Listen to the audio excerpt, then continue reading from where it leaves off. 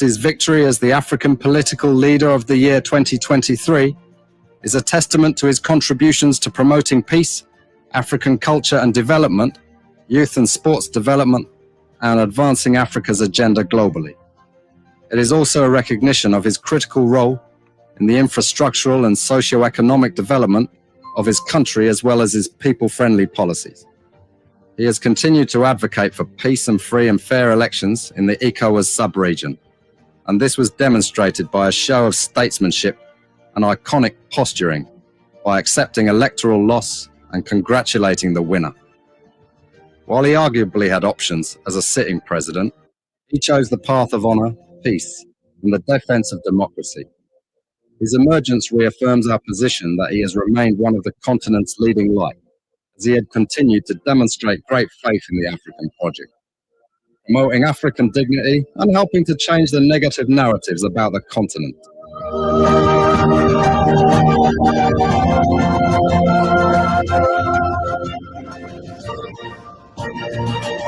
Before we could become journalists today, we are citizens. If there is no way that our country is safe, we cannot practice in our respective professions. When we are at war, pastors will not be respected to go to church to preach. When we are at war, medical doctors will not be able to go to hospitals except on a coercion or sanitary condition. When we are at war, lawyers will not be able to go to court to practice. That's why when you see these things happening, whether you are a lawyer, whether you are working a profession, you got to step down and protect your country so that that country will provide an avenue for you to be the kind of person that you want to be. And that's where we are now. What happened yesterday was wrong. It's still wrong, and no matter what it is wrong. We are seeing things happening in this country, and people are now seeing it as being right because the Asa is there. And these are things that we got to be stand up. To be a patriot, you have to stand first on the side of the law, because the politicians will go away. The regime will pass away, but your country will stay. The law will stay. Your patriotism vow will continue to stay on. And these are things that we got to stand up for. It doesn't matter how people feel, what kind of side you want to be on. We just got to speak to the truth, and that is very much important.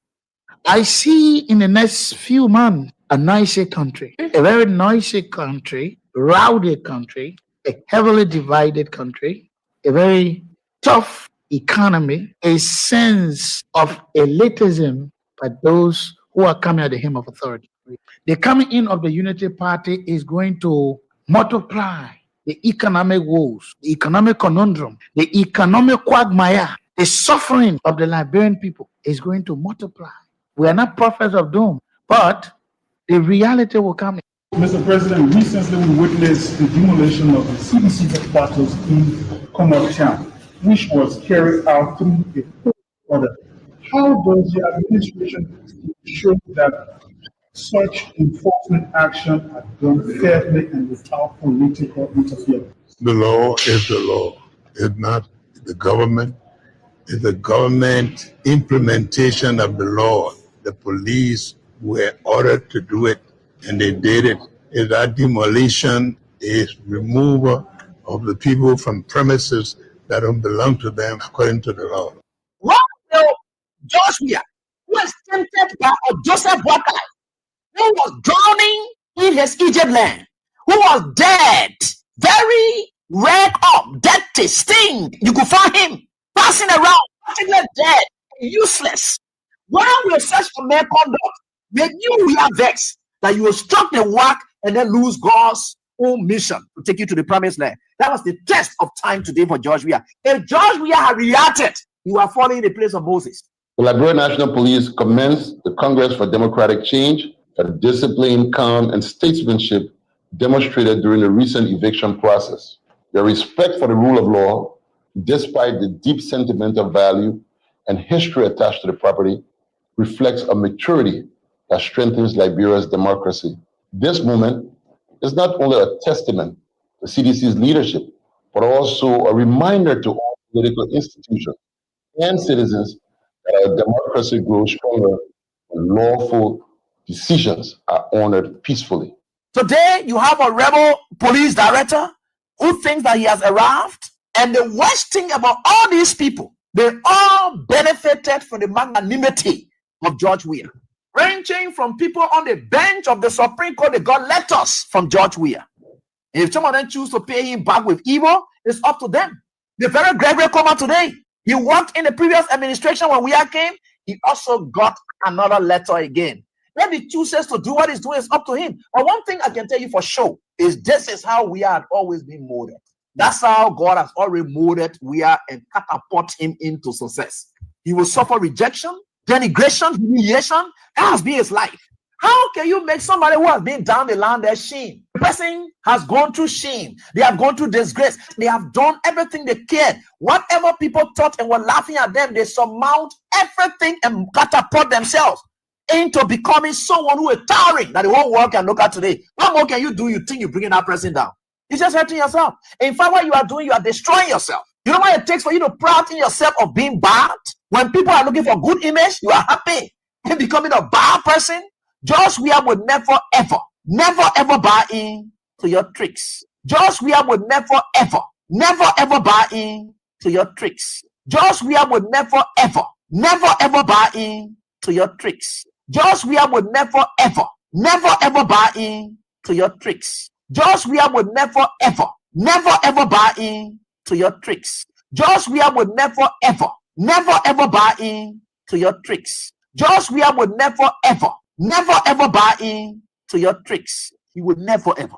This government assigned security to the former president's house. This government is capable of bribing any of its security to plan any evil in the former president's house. This government has done so many things that have questioned the credibility of the president. They have manipulated the law. They have manipulated security. The president has interfered with investigations of other issues that we know of.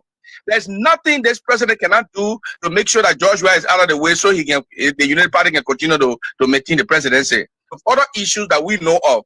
There's nothing this president cannot do to make sure that George Weah is out of the way so he can, the United Party can continue to maintain the presidency. Know of. There's nothing this president cannot do to make sure that George Weah is out of the way so he can, the United Party can continue to maintain the presidency. Cannot do to make sure that George Weah is out of the way so he can, the United Party can continue to maintain the presidency. But I can tell you, this is a bad example. If a former president, the police should go there to verify. Let them go President Weah house. It is not party chairman house. It is not speaker house. It's not NSA director house. It is the house of the man who was just the chief executive of the country. Before we could become journalists today, we are citizens. If there is no way that our country is safe, we cannot practice in our respective professions. When we are at war, pastors will not be respected to go to church to preach. When we are at war, medical doctors will not be able to go to hospitals except on a coercion or sanitary condition. When we are at war, lawyers will not be able to go to court to practice. That's why when you see these things happening, whether you are a lawyer, whether you are working a profession, you got to step down and protect your country so that that country will provide an avenue for you to be the kind of person that you want to be. And that's where we are now. What happened yesterday was wrong. It's still wrong. And no matter what it is wrong. We are seeing things happening in this country, and people are now seeing it as being right because the Asa is there. And these are things that we got to be stand up. To be a patriot, you have to stand first on the side of the law, because the politicians will go away. The regime will pass away, but your country will stay. The law will stay. Your patriotism vow will continue to stay on. And these are things that we got to stand up for. It doesn't matter how people feel, what kind of side you want to be on. We just got to speak to the truth, and that is very much important.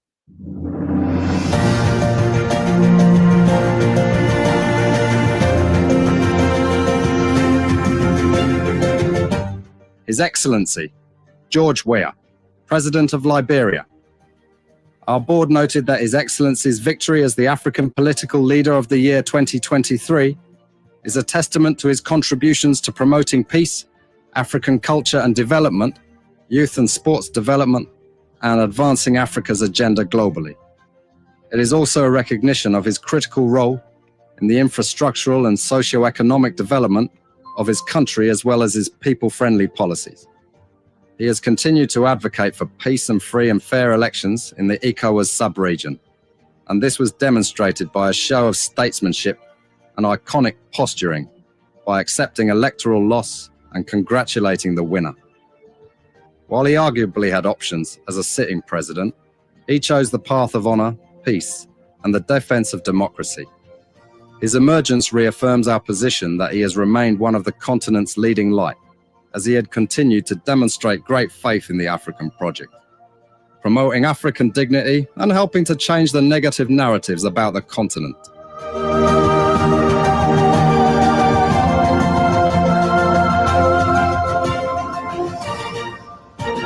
Promoting African dignity and helping to change the negative narratives about the continent.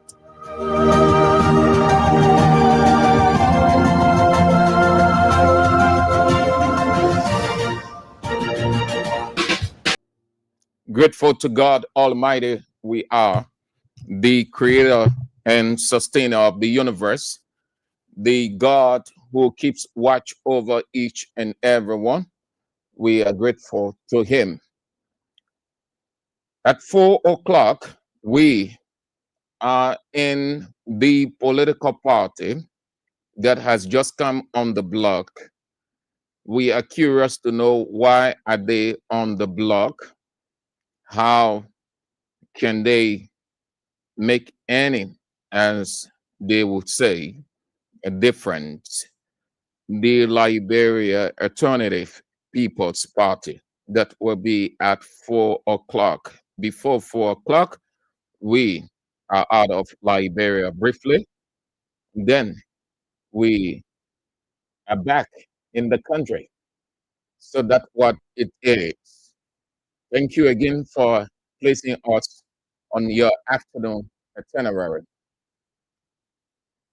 Let's start with developments unfolding out of this country.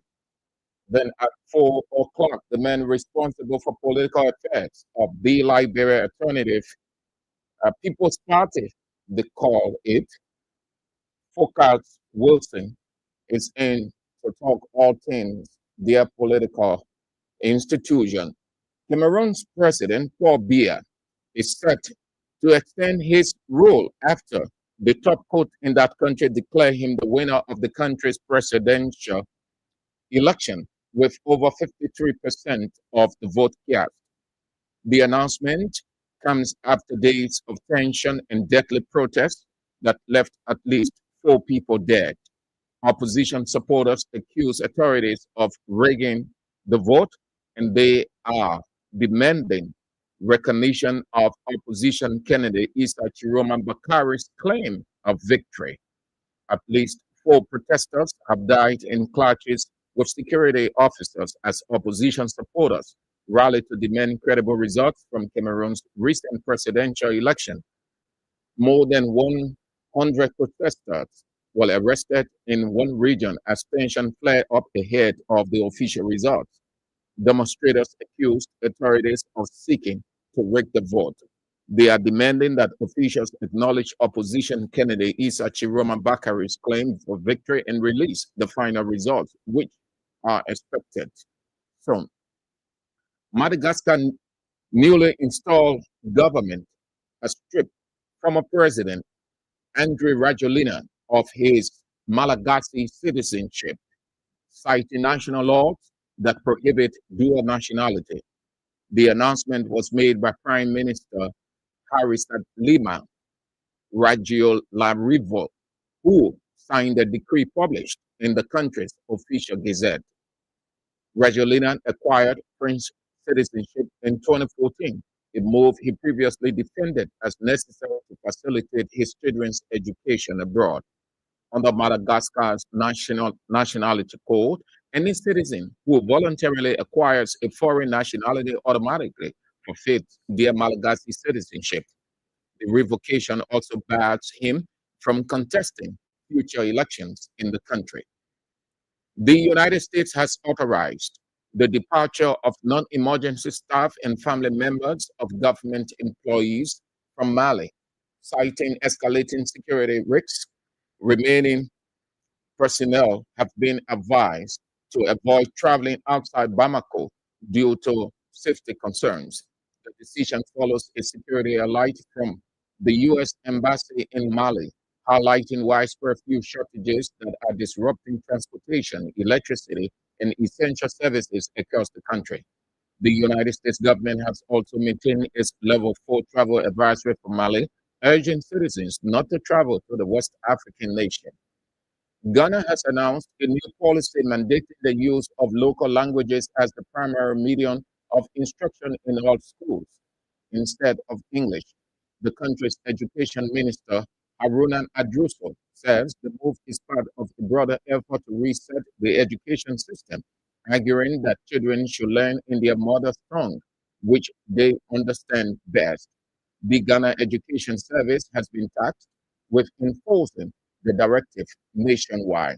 Finally, former Ivory Coast Commerce Minister Jean-Louis Billon on Sunday considered defeat to incumbent Alassane Ouattara in the presidential election. He said in a statement, as partial results show Alassane Ouattara with a large lead in many locales. Mr. Billon was one of 4 opposition candidates challenging Alassane Ouattara, a former deputy managing director of the International Monetary Fund, who sought re-election for a 4th term. That will be doing it for developments out of Liberia. Thank you all again for coming on. We don't have much time, but we acknowledge the presence of all of you great people. Yes, thank you. Let's start with developments out of Liberia. Sharp 4 o'clock. We are in the new political party. The new political party. We are privileged to be the first institution to speak to them. They call Liberia Alternative People's Party. Liberia Alternative People's Party. The new party on the block. They are the newest political party on the block. They are called Liberian Alternative People's Party.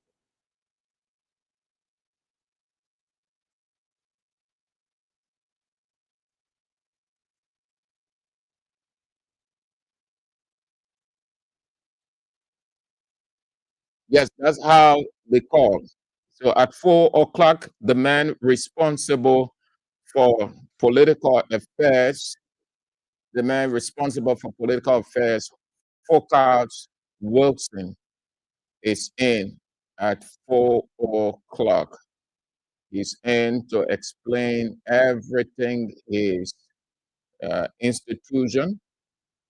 Why are they around? What they have come for? What they're going to do? What difference they're going to make?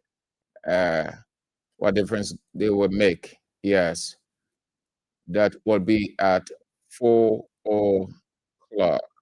4 o'clock. All right. So let's get to events unfolding in Liberia.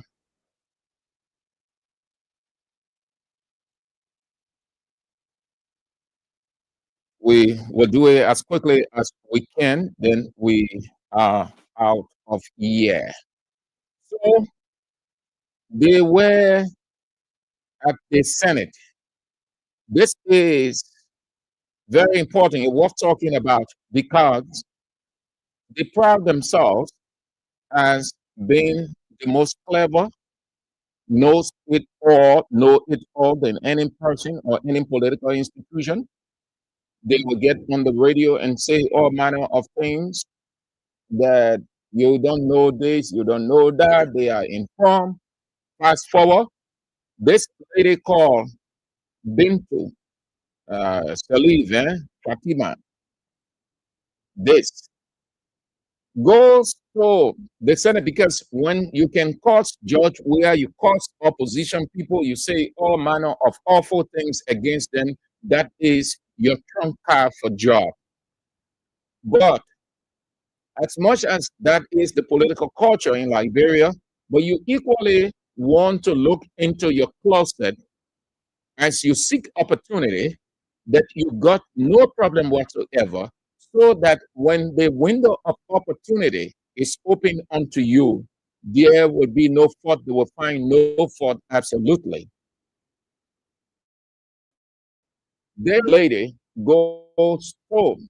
The Senate to do her confirmation or why she should be confirmed as the Deputy Minister for Urban Affairs at the Ministry of Internal Affairs. She also is a staunch member of Unity Party. Not only that, but she's always on, how do you call it? Class Reloaded, condemning, vilifying, and you just name all of those awful things. She gets the opportunity, just like Martin Luther King would say, when the doors are open, are we ready? So the door was open unto her.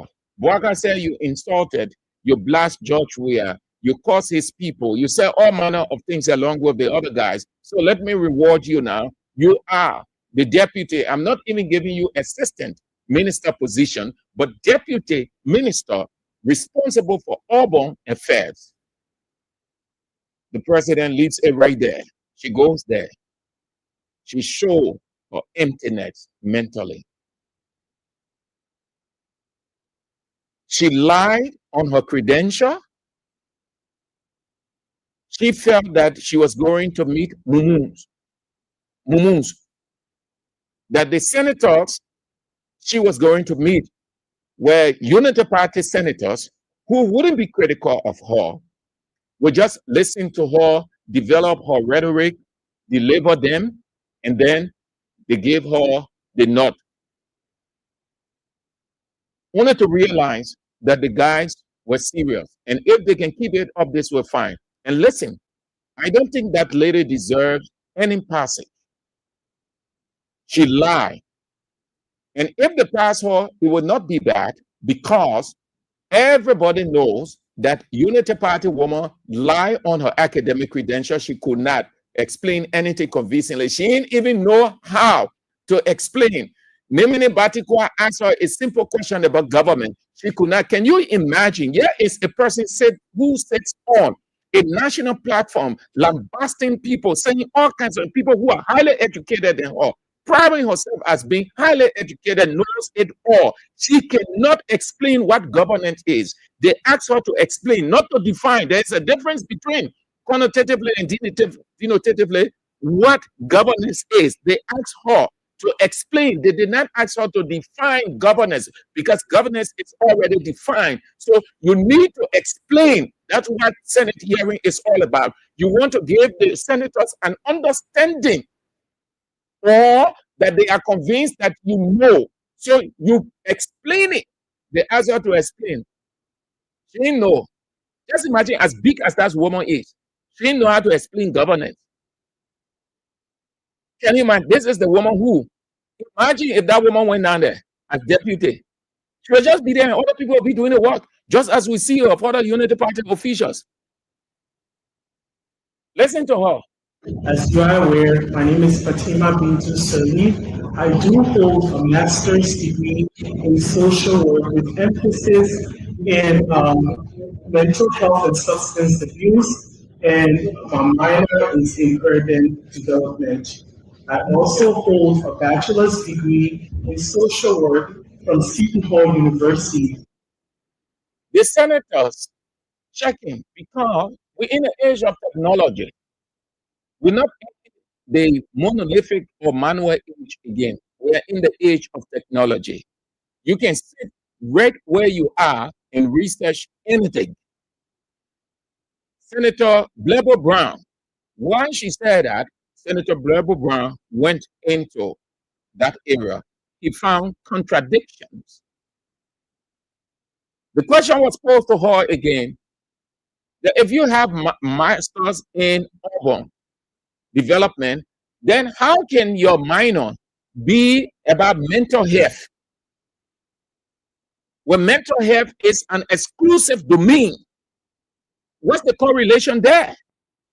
Because if you have your master, your minors should have a relation, with your master.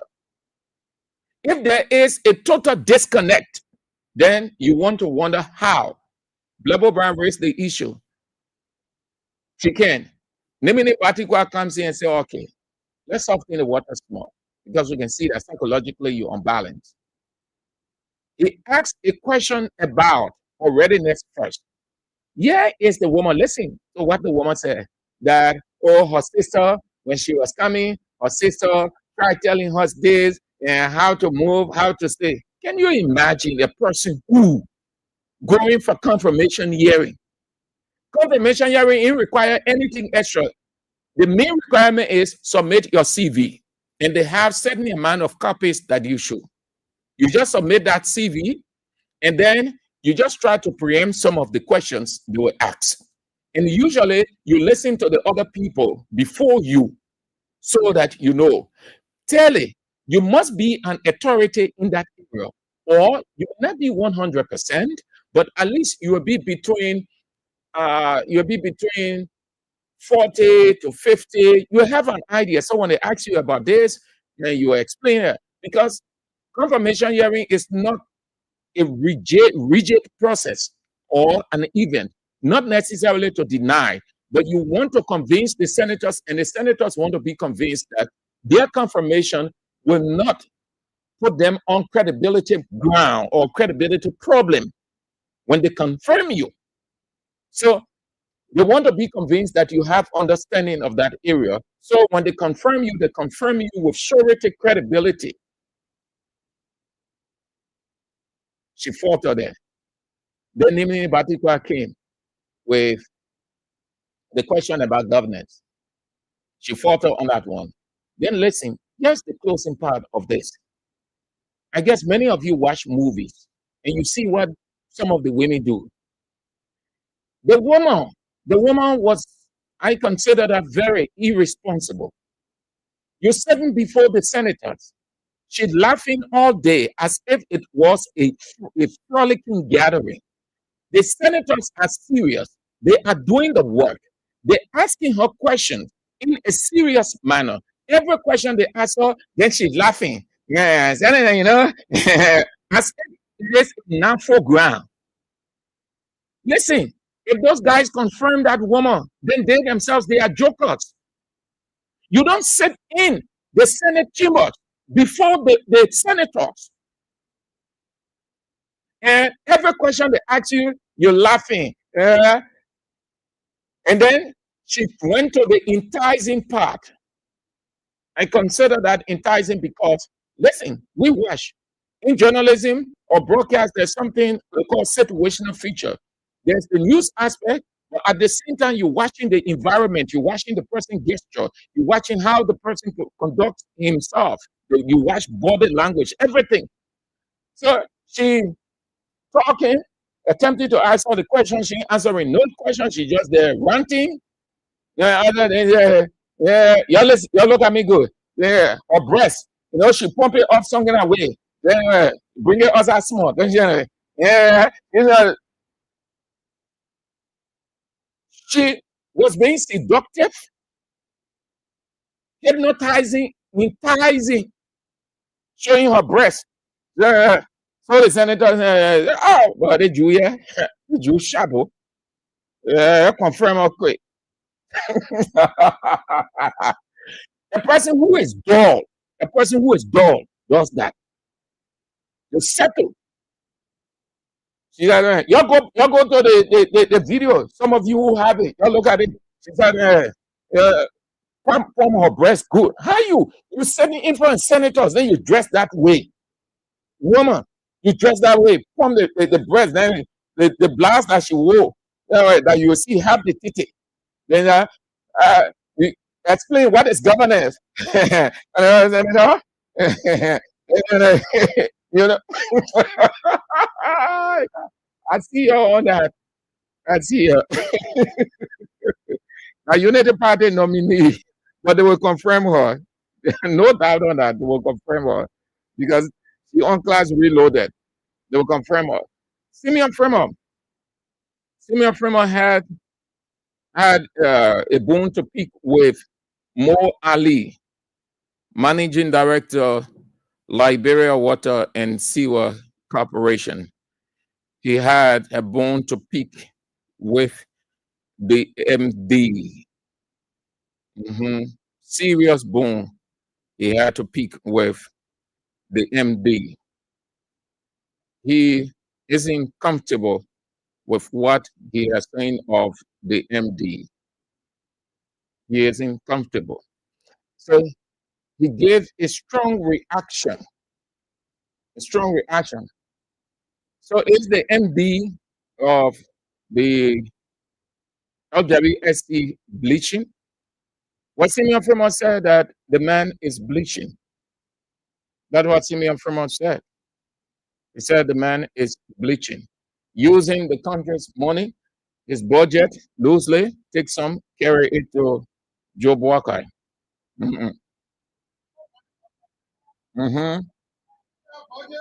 We gave him water and sewer $6.6 million US. The office right here on Front Street, Slippery right here, you can see water. To get water, if we hadn't filled that pump, you gotta be crossing the street, car knocking your children down just for water. But you're not seeing water because the man at the water and sewer, he won't get a seed color like me. You gotta take half of that money to. Hey, what's happening here? Sorry. Because then just jump me in the bowl. Let's go. No running water here. But in our budget, we gave you water and sewer $6.6 million US. The office right here on Front Street, Slippery right here, you can see water. To get water, if we hadn't filled that pump, you gotta be crossing the street, car knocking your children down just for water. But you're not seeing water because the man at the water and sewer, he won't get a seed color like me. You gotta take half of that money to buy cream for your color to be bright. Then he take the rest of the money and carry it to Baka in the Erie. Then Baka take the money now, he go to Folia, he pay $10 million right to the there. And you, the people, can't see nothing. You see what goes the cover? When you keep taking poor man and making poor man process, that man was not even waking up, the man was sleeping. You take the whole contract, you take $890 million, you give it to the man. When that man will buy blood, when he will buy kidney, when he will buy new house, when he will take care of a poor friend, you know he take care of him. Simeon Fremont get bad more too, as we say in Liberian parlance. Is it when hey, LRB politicians, they get bad boys. So the president can buy all the time. My man, I beg you, man. Simeon Fremont, we're gonna do you also. No running water here. But in our budget, we gave him water and sewer $6.6 million US. The office right here on Front Street, Slippery right here, you can see water. To get water, if we hadn't filled that pump, you gotta be crossing the street, car knocking your children down just for water. But you're not seeing water because the man at the water and sewer, he won't get a seed color like me. You gotta take half of that money to buy cream for your color to be bright. Then he take the rest of the money and carry it to Baka in the Erie. Then Baka take the money now, he go to Foya, he pay $10 million right to the man. And you, the people, can't see nothing. You see what goes the cover? When you keep taking poor man and making poor man process, that man was not even waking up, the man was sleeping. You This is the part, you're listening to the part carefully. the whole contract, you take $890 million, you give it to the man. When that man will buy blood, when he will buy kidney, when he will buy new house, when he will take care of a poor friend, you know he take care of him. If I tell you now, and then you president, you don't forget about yourself, you don't forget about your family, you don't forget about your children.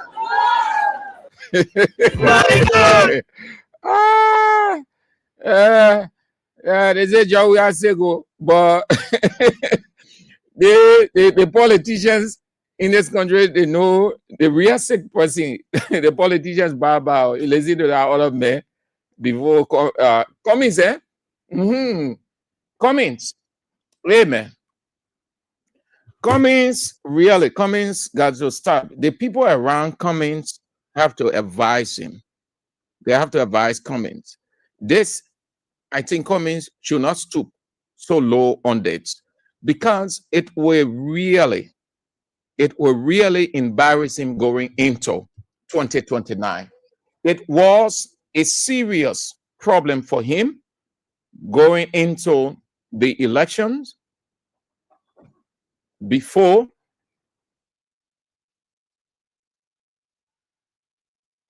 It was a serious problem for him.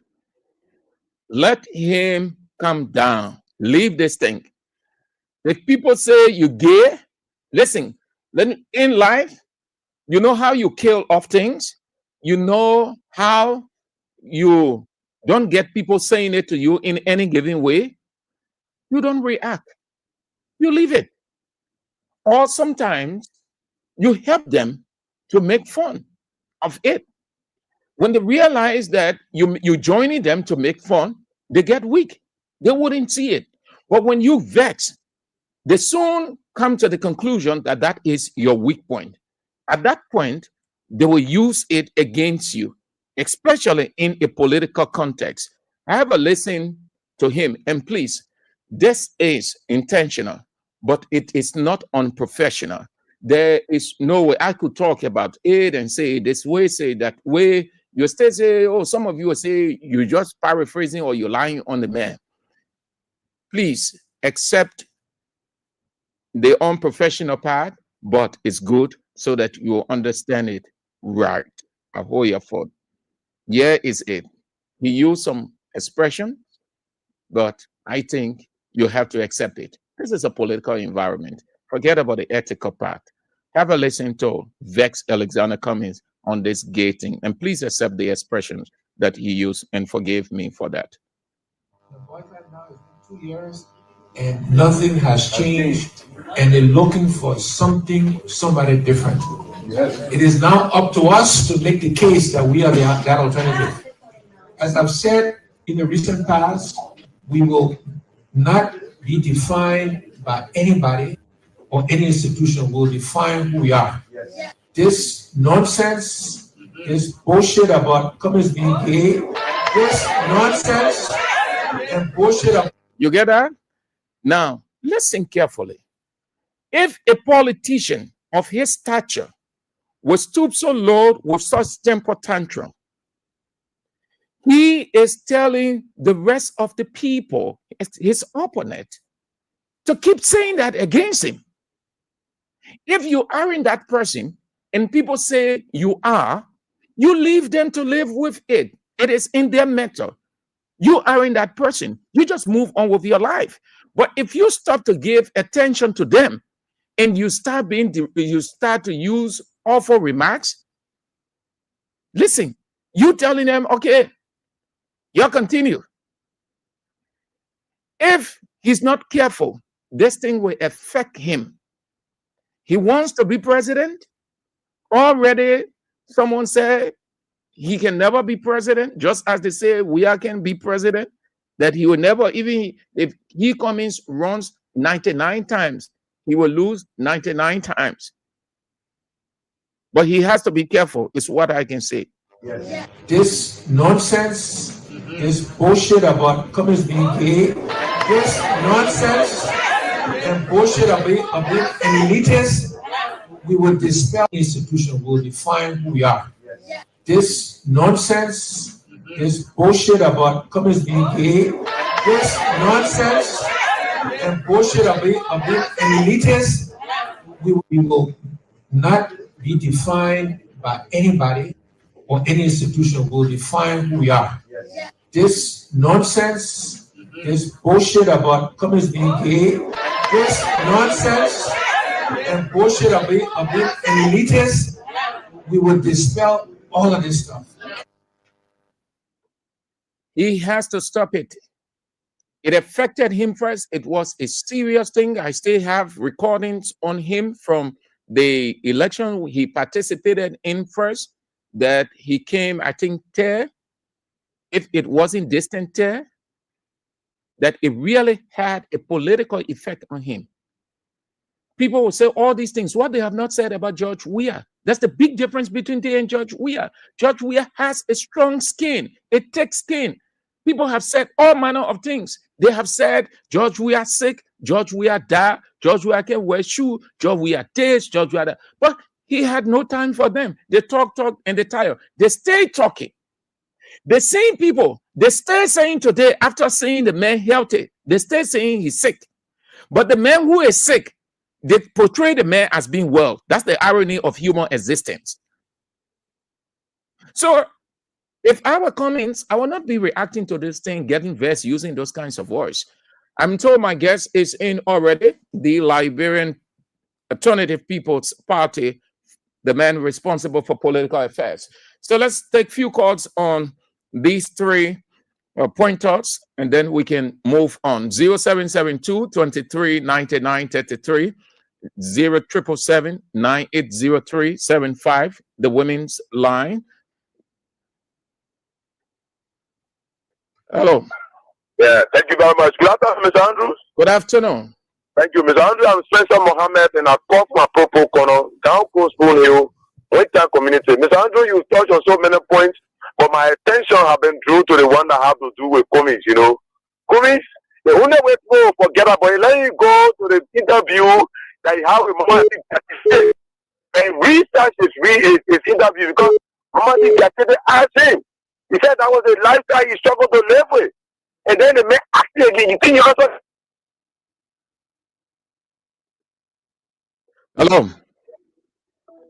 Hello? Hello?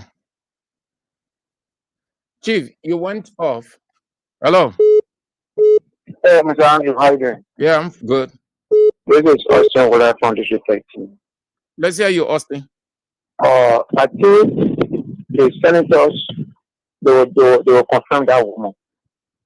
You getting me, my brother? Yes, I'm listening. They will confirm more. Because what we see in our country, Waka will do everything possible to get all his people in government. No matter what I lose, I mean, we're watching the show. They will confirm more. They will confirm because our opposition people are there and I know what they are doing. Or they get the confirmation, so they will confirm more, yeah? Thank you. Hello? Hello? Yeah, good afternoon, Mr. Sam Andrew. Good afternoon. Yeah, I'm Peter David Castle, governor of the state like in Lower Johnsonville. Mr. Sam Andrew, and I want to concur with and the Sigma Freeman, all what he said, and that they are true. You see, in a common sense, he said when you purchase an old car, all your money will go beyond spare parts. So the one happening to Liberia, the old car that we brought, the using on our state resources beyond just a map worker. The man has to do a face B and a purchase other things to make him to appear that he's young. So that's what these things are happening. That's the reality. The money that just a map worker is receiving is not only coming from water and silver. There are the people of Liberia, some coming from there to make him to look hefty, some also coming from LPRC to make him to look hefty. And these are the major issues that are existing. They are real and they are practical. We know about them. And I mean, say thanks to Sima Premier for highlighting those things. So that's the reality. Thank you very much. Hello? Women, your line gone off. I'm okay in y'all, but you gone off. Hello? Hello, Mr. Freeman. Yeah. This is Leo Pico calling from Broad Street. You know, for what Mr. Cummings is saying, Mr. Andrew, 2029, I can see Cummings dropping from 1 place to 0.1. All the things that have been happening, you have never get angry at that before. One day, one now, or because you drop from 7% to 1%. Yeah, and those words are strong words to use. No, the man is responsible for every word that he used because he want to be responsible, because he don't want to be president. I'm here, you. So, what I'm saying, he may not be surprised tomorrow from 7th grade, you come down to 1st grade. So, if it's surprised tomorrow, they put you in grade. So, what you say? And I see what you make it to the other person will be they're angry. They will run with it, or they'll forget what I want to put about the Yeah. Yes. I can't level hypocrisy the good at it. Yeah, that's why I'm saying they will use it against him. Thank you. Then, the one I'm saying, just they're going election, he was in 7th grade. Now I was speaking in 1st grade student. But this statement now came in last grade, the next election. Now you are all responsible, right? You will say, we parents will vote for him. Okay, thank you. Let's get to the women. Hello. Hello. Hello. Madam, you went off. Hello. Yeah, Sam. Good afternoon. Good afternoon. Yeah, Sam. This is A.B. Brooks. I call you this afternoon for around the airfield. Sam, I don't know, but until Cummins and I can sit down and then tell me who you can invest with. When yesterday, when you told us that Brentwood is a lifestyle that you struggles with. Okay, and then now you can invest. But one thing, Cummins respond to us now. They should tell us with Liberian. It means we are agreeing a leper that will go beyond our backyard and go eat our goat. That's what Cummins trying to tell us today. Cummins will not be tolerant tomorrow whenever he becomes president in this country. He will never be tolerant. If Cummins can respond to Liberian like this, instead of he taking his own time to explain to the Liberian people how this getting actually he associated with it, and then he coming back to us with anger, no, then it demonstrates to me that Cummins will never be a people leader tomorrow. Okay? So for me, that's my point. All right, sir. Thank you. Yeah. Hello. Hello. Good afternoon. Yeah, What? Hello. Hello. Hello, sir. Cut the radio off. Cut the radio off. Good afternoon. I'm happy to explain one is putting more sharp. We get somebody to every day back in school, learning was back in school for more. Yeah, I was trying to get number yesterday learning because they said they want. All right. Thank you, madam. Thank you. When you have to prioritize spoon, and spoon. Hello, Sandro. Yeah. Hello. Yeah, Sandro. This is my recording from Century. Yeah, yes, Andrew, before we start, thank you yesterday. Because Andrew, that topic, and I was praying for you to bring it back, and yesterday, that it released my mind. Because it was like a no. And I understood everything. Thank you for that. Thank you for that. Well, so how it was embarrassing you? Your pastor, embarrassment was they started. It was like when you don't pay tithe, then you the worst up. They will preach for you in the church. The high I was looking for yesterday, I felt so relieved. Now I can connect it now. When I go Bible study, I can connect it now. But when you pay time in your chair, your pastor will get very with you. Let me get that. Until you said something there that Bible is supposed to pay the older people or the worship and working in the church or the choir, but everything just going to the pastor. Oh, thank you, but you read it, and we are placing now our destiny to you. Thank you. All right. Well, bless God and thanks to tell God for it. Thank you. I would tell AB William, thank you for allowing that. Yeah. Yeah. Thank you, Papa. Thank you. Okay. So now you have the political side now. Actually, the political side they will confirm our woman. They confirm our woman, and two, what senior criminal said, That's true. Even if he didn't need more, we buy the plot, he buy the hat, he buy everything there down to the paper and all he will buy it. He will buy it. And he find it now.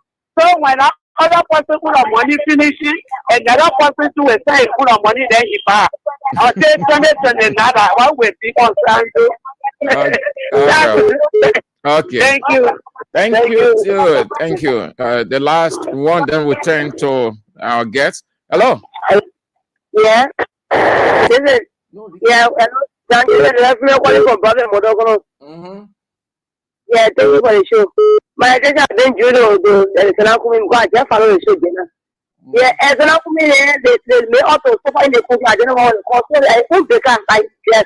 So that is this is what happened to you now. They're causing, I can't cause when cause only the everybody listen to you. Hear good things for him. Nothing will be president. As an Akumi, they're going to 3-4 stars with food. I don't know what point it there. If I will solve it, they better want to get food, you will not get it. But what opinion? I just go come home. One and then you say causing, I can't be there.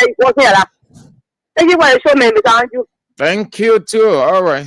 You did extremely well. Thank you. You did extremely well. So time is of the essence.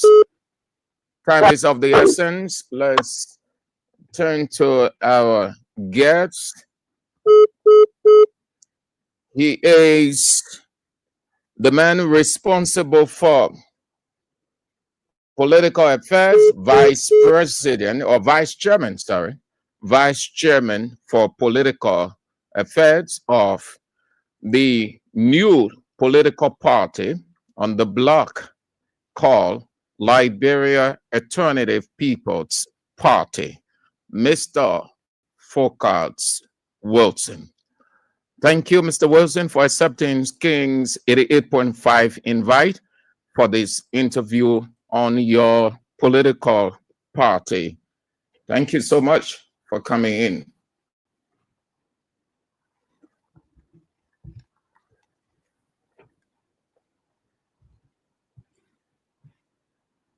Well, thank you for the invite. I think it is important. This is my first time to be in this very cozy, comfortable studio. It is important to acknowledge that. Thank you for the hard work, the management and the entire team of Kings FM. We want to say thank you for the opportunity to be here, to be able to properly and convincingly articulate the platform of the Liberian Alternative People's Party. Thank you for the time. You are in the space now. You have added to the number. Rightly, we have added to the number, like you said. But there's something extremely different that we have added to what is existing in our democratic society, not just a number. And so we are privileged to be here so we can be able to unearth those things. What are some of the ingredients? What are the some of the significant issues that give us the impetus to have established such a political institution, which basically intended to make the difference among the routine political practice that we've had. And that is the first question. What led to the formation of the Liberian Alternative People's Party? So grateful. Firstly, let me seize the movement to extend greeting to the Liberian people, those are in the radio land, the audience, the followers, our supporters, partisans of the Liberian Alternative People's Party. And I want to say I'm most spirited, I'm grateful, and I'm extremely gratified to say I bring you greetings from the offices of the Liberian Alternative People's Party, particularly so from the newly elected standard bearer of our political institution or political leader, the chairman, and board executive member. What motivated us to establish this political institution? We thought it wise that it is important for us to exist in a democratic society where we have allowed and permit the competition of free ideas, the competition of political existence as a mankind. And to do that is to organize ourselves and brainstorm ideas, relevant ideas, which in our mind, in our collective ideas and thinking, to make the difference after a couple of years, decades upon decades, observing the political space within the republic, and we thought it was important for us to establish a political institution that could make the difference. And so it just to make the difference in our political society, in our existence politically, and we will be unearthing some of those political ideas which gave us the audacity to establish a political institution. I could safely say, and I can tell you that when you look at the life and birth of the Republic of Liberia, there are things that people take for granted. For example, many people establish political institutions because they see other political institutions existing, and so they have no vision. Some people borrowed or they rented ideas from other political institutions that they use as a media of establishing political entity. Some people have done it for monetization purposes or dialoguing the intention of establishing political institution. For us, from the Liberian Alternative People's Party, our objective is very clear. We will establish the political institution from the sole purpose of competing ideas and making sure, if you look at the governance state of the republic, we have had different laws how we want to do it. Number one, if you carefully see our governance system, you will realize that there are fundamental flaws and errors since Joseph Jenkins Rabo time, even up to current. So new breeds of personalities, political pundits, have thought otherwise to do it differently. For example, G. Wisa Blambo, the officer, establishing member of this political institution, who have come to the ranks and files of political mentorship. So otherwise, to look at the various sector. For example, if you look at what we call the state corporate partnership, right? It is often after we have done the sufficient research, government cannot do everything. But this is a sector where we find ourselves, and people hold on to the belief that government can do everything. So, in our perspective as a political pundit, is that look, we need to create an opportunity where we have government inclusion. We have popular voices being considered as part of what we're doing. So, St. Andrew is conducting a media activity here, but it's also going to play a pivotal role in the party. A party that will respect the views, the diversity of individuals, regardless where you're from. This is a party that not going to countenance and condone discrimination. Where you're from, where you're not from, it doesn't matter. What we basically want to see is how we can govern. That is a cliche. That is a cliche that almost all of the political parties in Liberia, in its formative stage, will come up with, even on the brink of a campaign. Government of inclusion. Our party will be government of inclusion. Our party will not be exclusion. But when they get in, that cliche is just a cliche. So I want to agree with you that often people use these words to be able to motivate and energize the electors, right? But again, you have to look at the trustworthiness and the fairness in the persons who is the driving force behind the political institution. Explain before we go further. Tell the public your structure. What is your structure? Give them a broader understanding of your party's structure. Great. So the Liberian Alternative People's Party have a very unique and enviable structure. By virtue of establishing political institution, we all understand that you have to go to NEC, and NEC have to make sure that they guide you by giving you instrument or be able to lead you what to do to draft the agenda. So we submitted ourselves to that because it requires by law, and we have gotten an authorization for NEC to be able to proceed to convention. And so on a Saturday, last Saturday, we were able to have a nationwide convention. Within the convention, we have a structure that have been drawn out by virtue of election. We have placed our political institution in the media, our political institution. We are making known to the public. We advertise all of our activities. We're broadcast. And with that, we went to convention. In the convention, there are layout position by NEC that should be contested for or that should be elected for.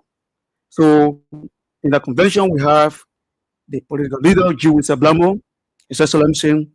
In the convention, we have the chairman of the political institution contesting. In the convention, we have the co-chair for administration, the co-chair for operation. We have the secretary general, the secretariat that will run the day-to-day affairs of the political institution. Call We their have names. The people want to know their names. good. So then, as we state here, I'm focused towards got elected as vice chair for political affairs. We have Jeben from Cape Mount, who is got elected as the women league head. We have the youth league head. So this is the structure of these people that I got elected at the convention. Not only that, the national chaplain, we got the treasurer, and so saying it was kind of amazing to see the kind of Who is the chairman of your party? It's Mr. Adar Gonen is the chairman of the party here from Nimba. Okay. Many personalities with esteem and distinguishable characters came to the party, and the guy elected the measure is steer the affairs of the party for a prescribed period of time. What is it? What's that time? So basically, named requirement gave us option as to how we can adapt our own constitution, our own rules and procedures in with party. So it stays here as term is 3 years. For us, we have different approach as to how we proceed. We have decided that we will tread on the path of exercising what we call democratization tendency, which basically speaks to change your order. So for us, we committed to that and make sure that we have our court officer elected. And when the structure is developed as it is, we proceed to the county level and other pivotal position that we're not elected for, so we can be able to have officials being elected for. The field is crowded. How can you insert yourself amongst the plethora of political parties to get the relevance or the attention of the people? So we tend to do it differently. I mean, like I said, explain that difference. Like I said from the beginning, I'm grateful to His Excellency Honorable Jewish Blambo, who have entrenched him into the political sphere of Liberia, the Bali politics from Charles Taylor time. Explain what is yeah. it, I'm coming to the you're point. to I just do. want to lay the basis of the individual who is the brain charge behind the political institution. Okay, first from Charles Taylor time, who worked from the very impoverished and ordinary background, method and growth into what we call the geopolitics of Liberia, and to where we are today, up to George Weah administration where he worked. Of course, yes, this man got elected 2 different times in Grand Room, constituency number 1 as representative. He became chairman of the executive. Subsequently, when he left, willingly retired himself, being very, very active into our politics.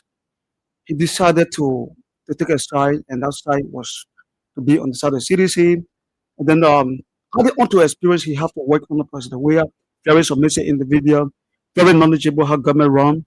And at this time, we have derived a concluding idea that what we need to do to make the difference is, look, say you will understand the popular and nomenclature of politics when you want to establish or you want to get attention of people, you establish a political institution, you see the people going up. For us, what we're doing, we have decided we deal with this sector by sector in terms of strong, significant policy establishment.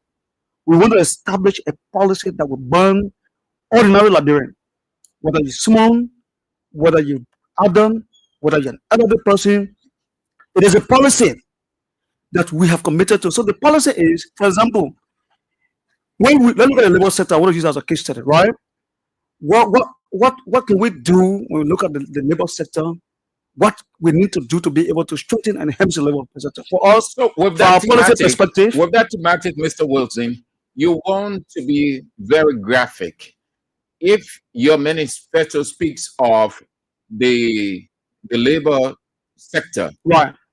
how you going to revive it? If it is the economy, how you going to make a difference? Good. If it is whatever the sector, Right. that's what I want you to explain. Give the people an understanding because you're summarizing your manifesto. That's why you are here. Right. So for let's use the economy as a case study, right? I'll use a word from the beginning called the state corporation or cooperative partnership. It means that the state have to look at the various sector. If you look at the agriculture sector, there are some segment within the agriculture sector that government need to leverage to work on partnership. Okay. If you look at the agriculture sector, there are some places, some initiative government will not be able to. They need to involve partners into how we can revamp the agriculture sector. So if we revamp the agriculture sector, be up to the tax as other countries are moving ahead. Then we look at the rubber sector, we look at the rice sector, which those are producing rice. We look at those that are producing kafara. We look at those that are producing different kinds of products that we consume in Liberia. Right? You don't have the resources, for example, to be able to cater to all of the segment of the sector at the same time. So what we do, we leverage it to partnership. We invite partners. We encourage entrepreneurship. We encourage people to come invest up. To say, look, Liberia have a fertile land. That's the outlook of your economic policy. That's just a brief look of the economic policy. In order to revamp the economic policy, we have to look at the agriculture sector.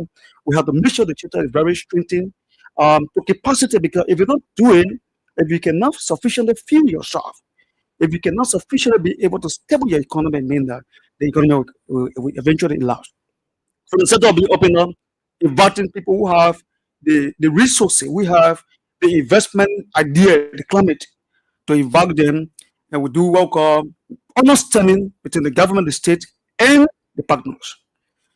Whereas for if you want to go into maybe the rubber sector, we want to commit ourselves to make sure to protect you as an investor. But the government also going to commit itself to ensure that what is the shared benefit coming to its citizen. Because what you get it from the republic as our country, we should be able to know what is the percentage that coming to the citizen that can only be used to be able to tackle sector the education.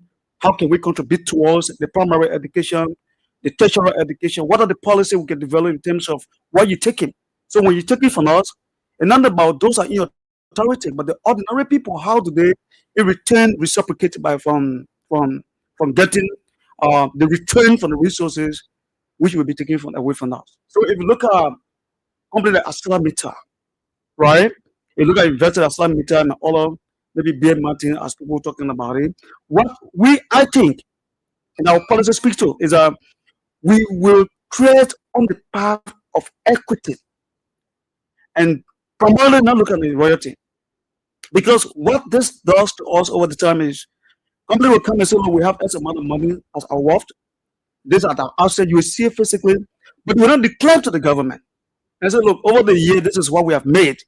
So the policies of the Liberian Authority People's Party are going to ban us to make sure that we want to enter into the segment economically or financially called equity. It means that we want to also hold share into what you have. Because when we hold share, practically we understand what you're generating as an investor or what is your dividend that you're declaring, for which we'll be discussing profitability. You will profit, they still will profit. But where in the asset you're running royalty, we don't know how much you're getting, we don't know how much is belong to the state.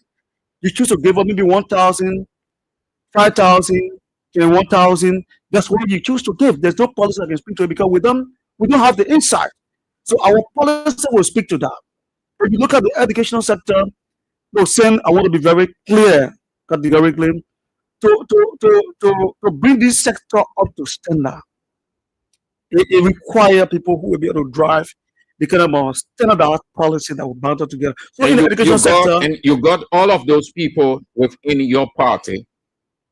then I sit here comfortably and I confirm and I can reaffirm that we have the cream de la cream in the Liberian Alternative People's Party that will be able to stimulate the economy. And We that, have economists, we have financiers, we have those who are knowledgeable in governance structure, different sector of the party, whether it is a diplomacy, whether it is a domestic running of the government in terms of how can pull the economy, how can trick up what we call foreign direct investment. Of course, yes, we got that capacity, we got that individuals, we impetus ingredients that can be able to pull our economy and trickle it to the higher level as compared to what it is today. And I think if many of our citizens listening to us, they need to come to the LAPP because we're doing it differently. We are not going to be the type that was, look, you come here, you want to insult Saint Andrew is insulting you. It's not our style of politicking. Our style of politicking is policy driven. Our style of politicking is convincing the constituent or our people, look, this is how we're going to do it. Like as mentioned, if you look in the health sector, there are certain segments of the health sector government doesn't have the capacity to handle.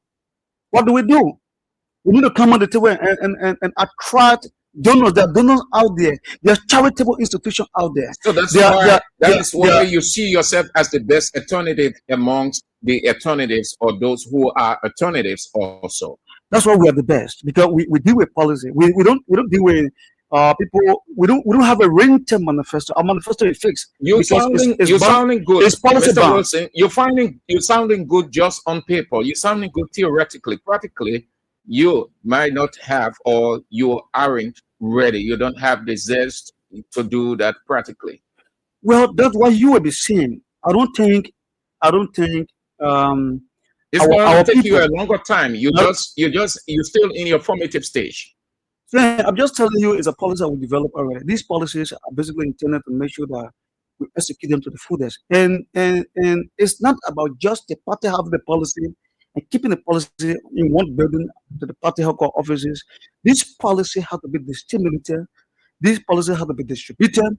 This policy has to be placed on the political pedestal for discussion. This policy has to be taken to the 15th political division of the republic. This policy has to be tested. This policy has to be looked at very carefully because they are segment. The policies are such a way that we have to discuss them one at a time to be able to give you a vivid picture how you're going to look. I've just told you how do we attract foreign direct investment, and I've told you we got the expertise, we got the look on our regime. Let me tell you something very shortly. On our regime, no policy will be breached. The constitution will not be buried. Under the LPP government. No. We will not countenance that.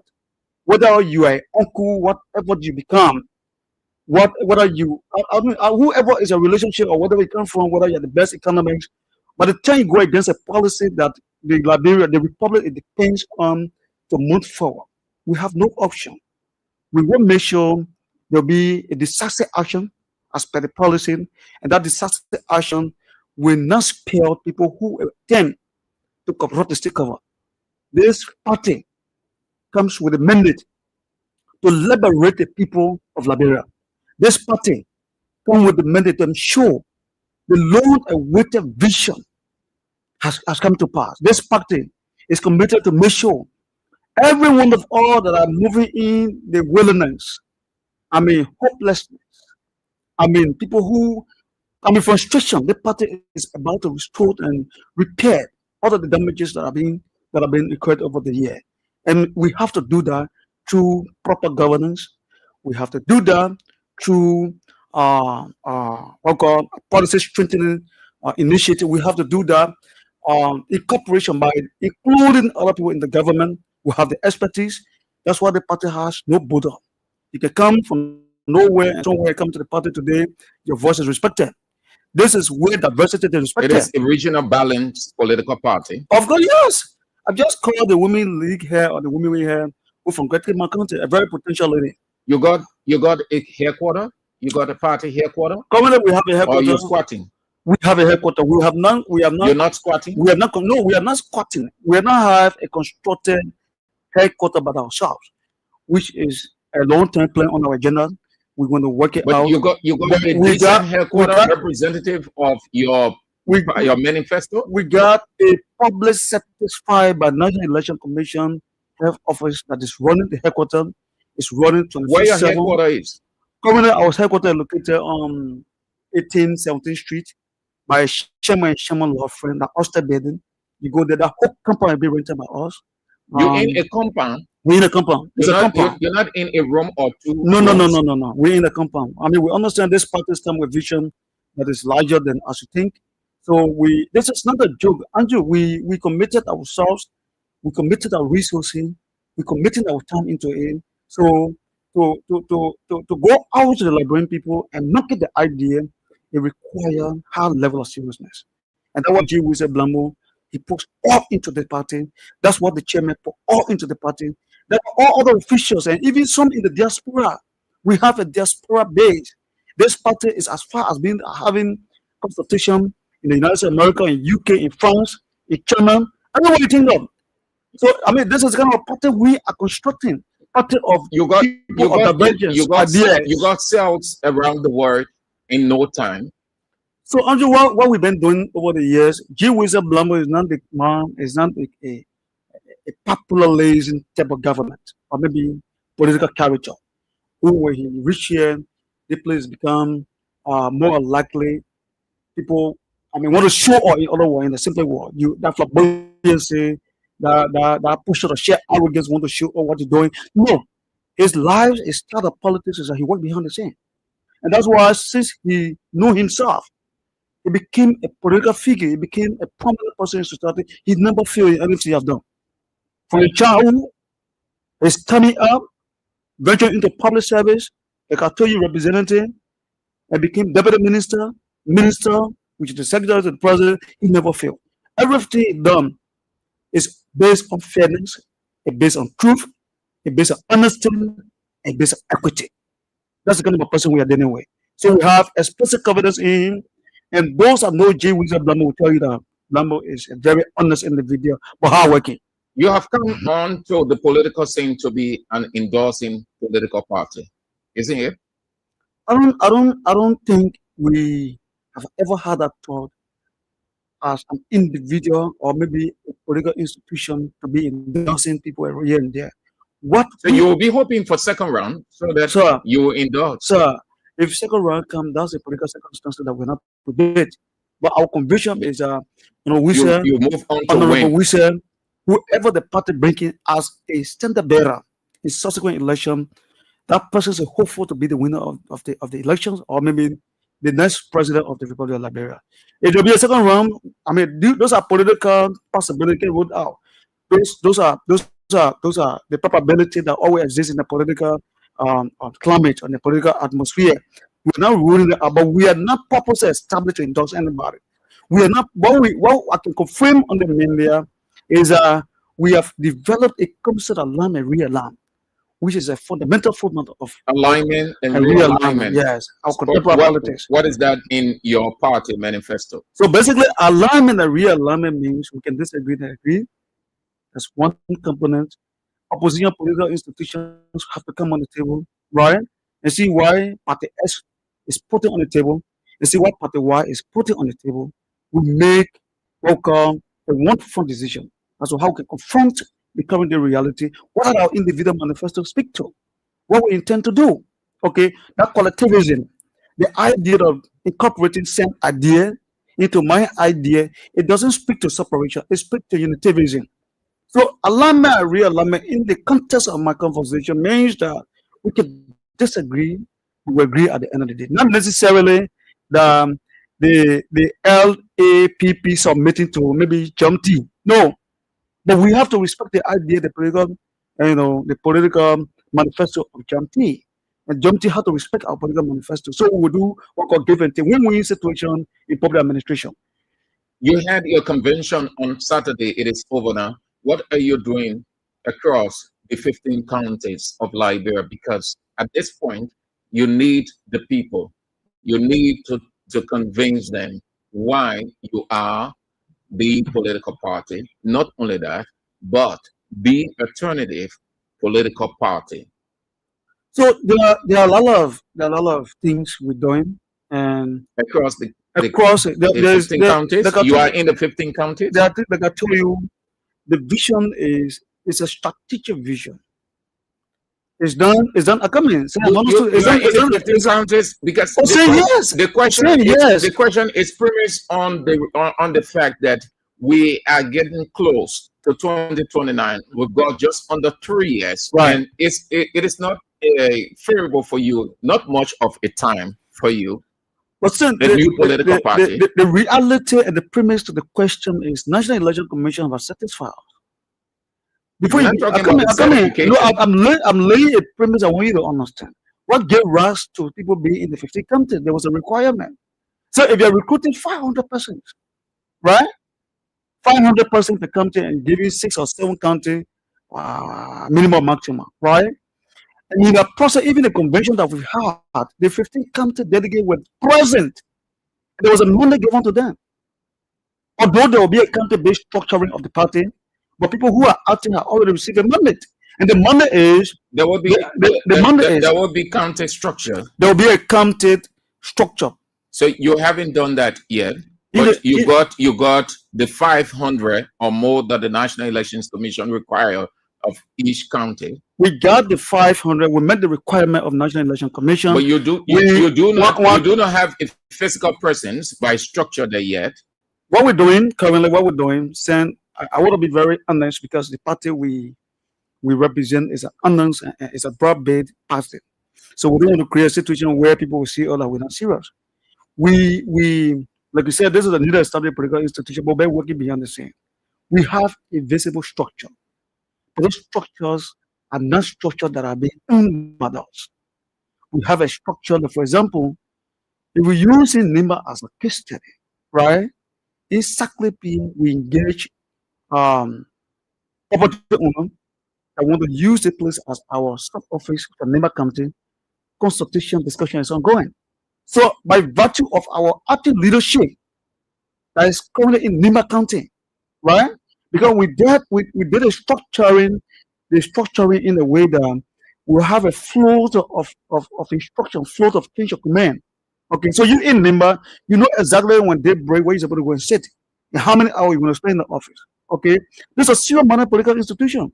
So if you sit in NIMBA, we use NIMBA as a case study, you have to report to the central office or whoever you're supposed to report to, whether you're a youth chair, whether you're a woman here. There's a structure of reporting. You have to report monthly. We have compared, and the political leader have instructed us there should be a monthly report to give account, to determine your progress, to determine the challenge and the constraint that you're undergoing. So yes, to some extent we are existing physically, we are existing in terms of function, and we hope to expand on it. Talk about funding. How is your party funded? You got money?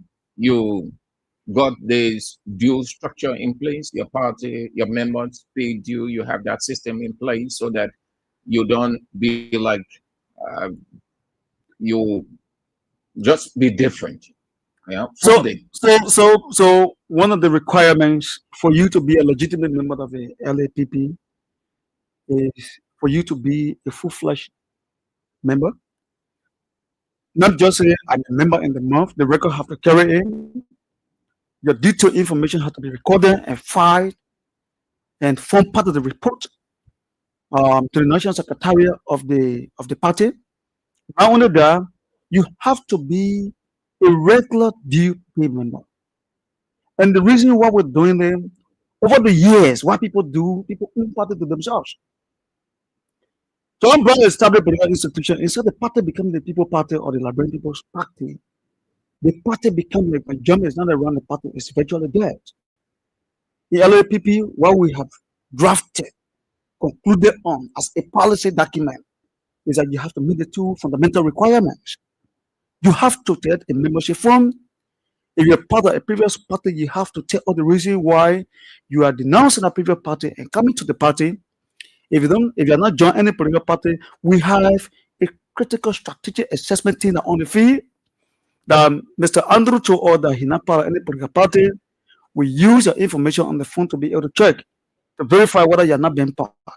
If you are discovered, or if you have been discovered that you are part of XYZ party and you come to us without giving the reason of your departure, of course the office has to call you and bring it to attention, because we want to be as much possible transparent. Okay, so yes, the money raising aspect of the party is not solely depend on an individual, that the party was survive in one individual pocket. So we pay due. Not only that, they can tell you how the aspects in the party. How do we raise money? We are developing strategies. We have an inter-party affair. So people in the diaspora who, even as I said, are following me, okay? Because this is a popular method of the people. They follow me in China, people following me, I mean, all over life, in UK, in the United States of America. And so those people are posted. And the money is, the primary good of the party is not about money. It's about relationship with the people. We are building relationship. We are shifting the thinking and the perception we have in Liberia. Like, we cannot do it differently. We can have a self-sufficient field of Liberia through our own food or product. We cannot have a quality education. We want to dismiss the idea. So some of the policies could be telling you, for example, Commission on Higher Education. Before John Brown established an institution, this is a policy. That policy, the president, when you look at G. Wizard Blambo or Peter Doe, who could be the center of the party, I'm just using it as a case study, right? We're not sitting in executive mansion and going there with making honey. The president has to be on your feet to make sure that you visit the ministry, you visit the commissions or commission offices and make sure what are they doing? What is the mandate? What is the amount, your due payment? How many dollars each member pays? That is not confidential. There are things that are confidential of a political party. Andrew, let me be clear with you. I don't know. You ask a question and then you want to be hypothetical. That is not confidential. Well, we sit on the platform. There are certain things. Each member pay $5 No, there are certain things. 250 US. There are certain 250 things. Liberty. There are certain things we will not be able to clear this here. But let me just say something in regard to that. Be acknowledged that we have to pay due does not necessarily create the conditions that we exploit our people. We cognizant the current economic situation we face with. We are cognizant the livelihood of our people. So even though when we say you have to pay due, we cannot create the fear. As you're speaking, $5 USD, $10 USD. No, our party is the due of our party. Everything within the party is very reasonable, is affordable. And because we did that measurement on the basis of the economic model of Liberia, the livelihood of our people. So it's reasonable, it's affordable, but we cannot be affected to how much we are paying to our party for now. You met all of the requirements according to you by the National Elections Commission, the 15 counties of Liberia. So approximate your membership. So one good thing I also want to say, because it's a daily routine. Since the party have announced and been authorized by National Election Commission, people pull in daily. What we observe when we do our mountain infantry prior to the convention, we have over 10,000 people. 10,000. We have over 10,000 people. Over 10,000. Over 10,000 people who according to record, by virtue of record, committee report and all of those things, we have over 10,000. That is, but that is an approximation. That is an approximation. That's why you say we're over 10,000. But as the convention ended, the number of individuals are pulling into the various counting proposed structure or maybe acting structure, right? That report are not being collected yet. So I'm sure that before this month, November, we're about to get in, we conclude our yearly report. We'll be talking about maybe 1.5 million, or maybe before getting 2022, when I come here, it will be very amazing when I'm announcing figure to you.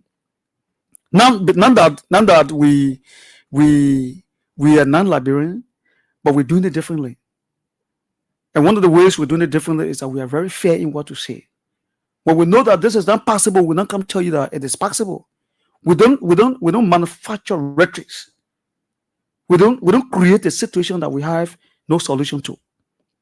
We try as much possible to manage and the existing situation and fit within it, and our policy will be speaking to you how we want to do it differently.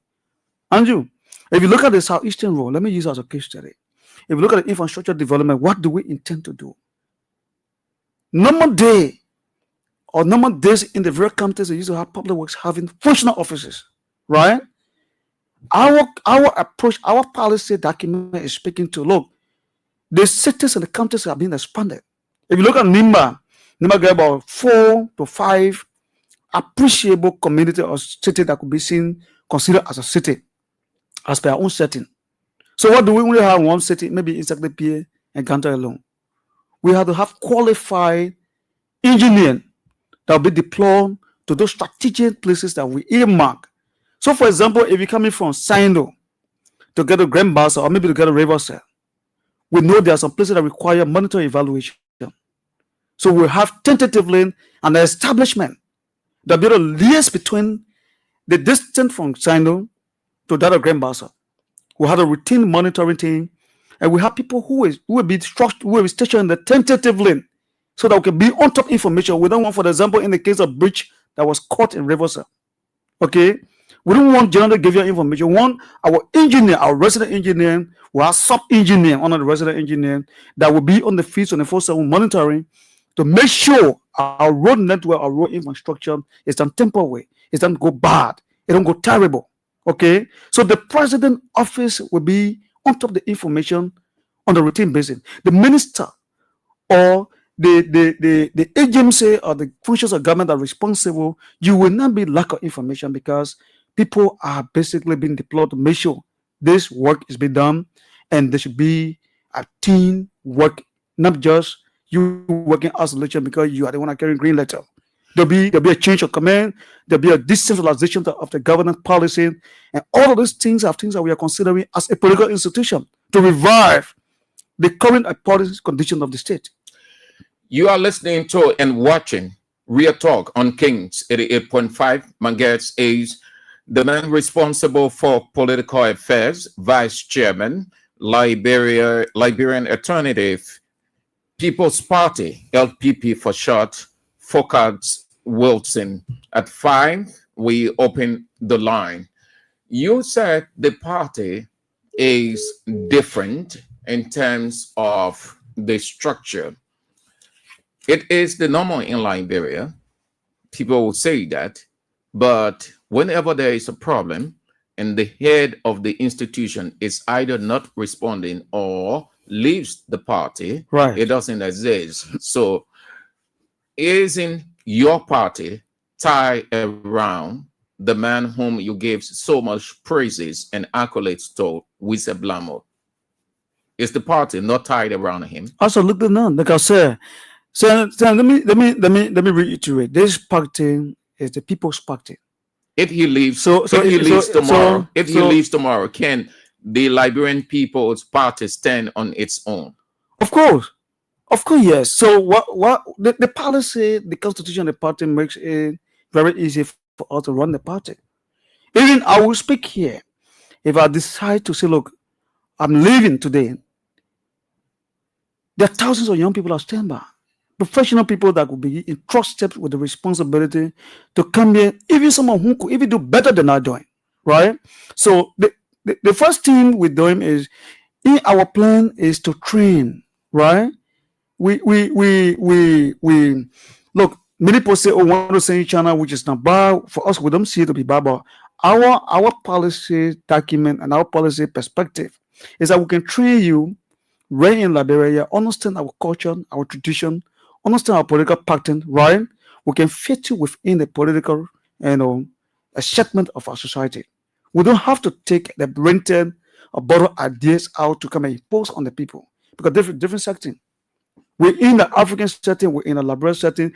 Our policy shall conform or must conform to the existing reality of the republic. So people As we speak, I think by January, we envisage the first batch of listing will be drawn, where we see people who's going to be trained in different sectors, even though in the opposition, right? How we can strengthen and build people capacity. All of those things are things we are considering how we're going to do it. Is a whole lot of documentation that we're putting together. But one good news I can show you. You are not making any promise like the other people will make a promise of 10,000 jobs, 10,000 in IT. If you listen to the speech of our political leader, he was very clear. He talked about honesty, he talked about sincerity. Of course, the objective of this government, of this party government in waiting. The honesty and sincerity means if you aren't ready, 1, 2, you don't have the capacity, you wouldn't announce anything. You will not give the impression that you can. That just wrong perception. You'll be honest to tell the truth. We are honest to tell you we create job opportunity, employment opportunity, because the law requires that the government is for the people, by the people and the people. So when the people elect you, you honor shared constitutional responsibility to provide employment opportunity. The political leader said in his acceptance speech, the word I connotes any contest. Under my regime, on the party leadership or stewardship, there will be sufficiency of job opportunity. He said that clearly. Not only that, he spoke on corruption. The strategy and the methodology we're going to use to tackle corruption. He mentioned that. It's also in our model operandi. We talk about that. Explain part of that, because it is the menace that Liberia faces, governments after government. So fine. For example, people in offices, they feel to themselves they have a strong tie with the presidency, or maybe higher on the kitchen cabinet of the president, and so they ravage state resources. They fearlessly touch and enter into state resources, right, at the detriment of the ordinary people. We are saying corruption will run out of Liberia. We're clear with that. Whether the blueprint of corruption will still exist, whether the fifth man will exist in Liberia, what we know under his leadership, His Excellency, that corruption will run. Why and how is, number one, if Mr. John Doe is discovered by virtue of a comprehensive investigation that will be established, that John Doe, from all indication, the reporting say John Doe is involved, and we ask LACC, we ask GSC, the underground institution move there and do all of the verification, all of the investigation that's proving that John is liable of the act. Not only by making John to restitute the money, but we make sure that John will feel the full weight of the law, because John will not confiscate the public resources and go scot-free. You go to America, that's what the regime have to establish what called international strong tie. So the policy speak to that. We have to have a policy that will be in conformity with our counterparts. If you go to America because you feel that we go to America, we cannot bring it back, or we cannot speak to American government to deport you, of course, yes, policy will speak to that. So there's a whole lot of things we are developing. If you have money, keep it to your house.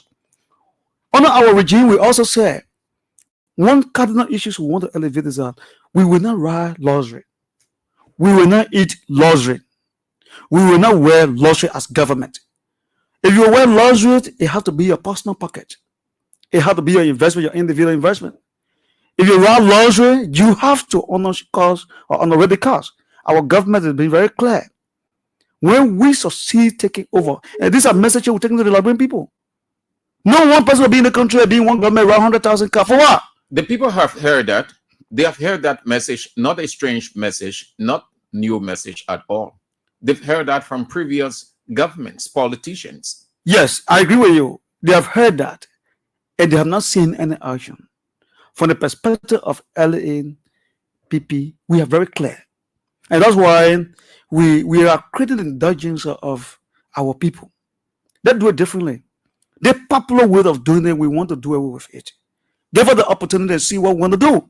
Because if you're in our government and you are giving 10,000 USD hypothetically, we want to use a uniformity of vehicle. If you're Minister of Finance, the vehicle going to use, the Minister of Justice going to use that same vehicle, the same cars.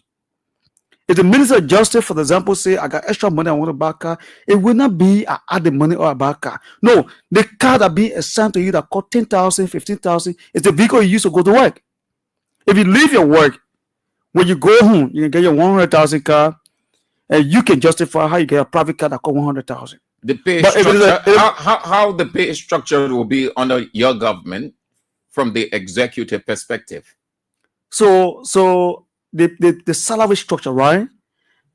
Very fantastic. What we envisage to do is to create what we call fair, balanced, and rational earning.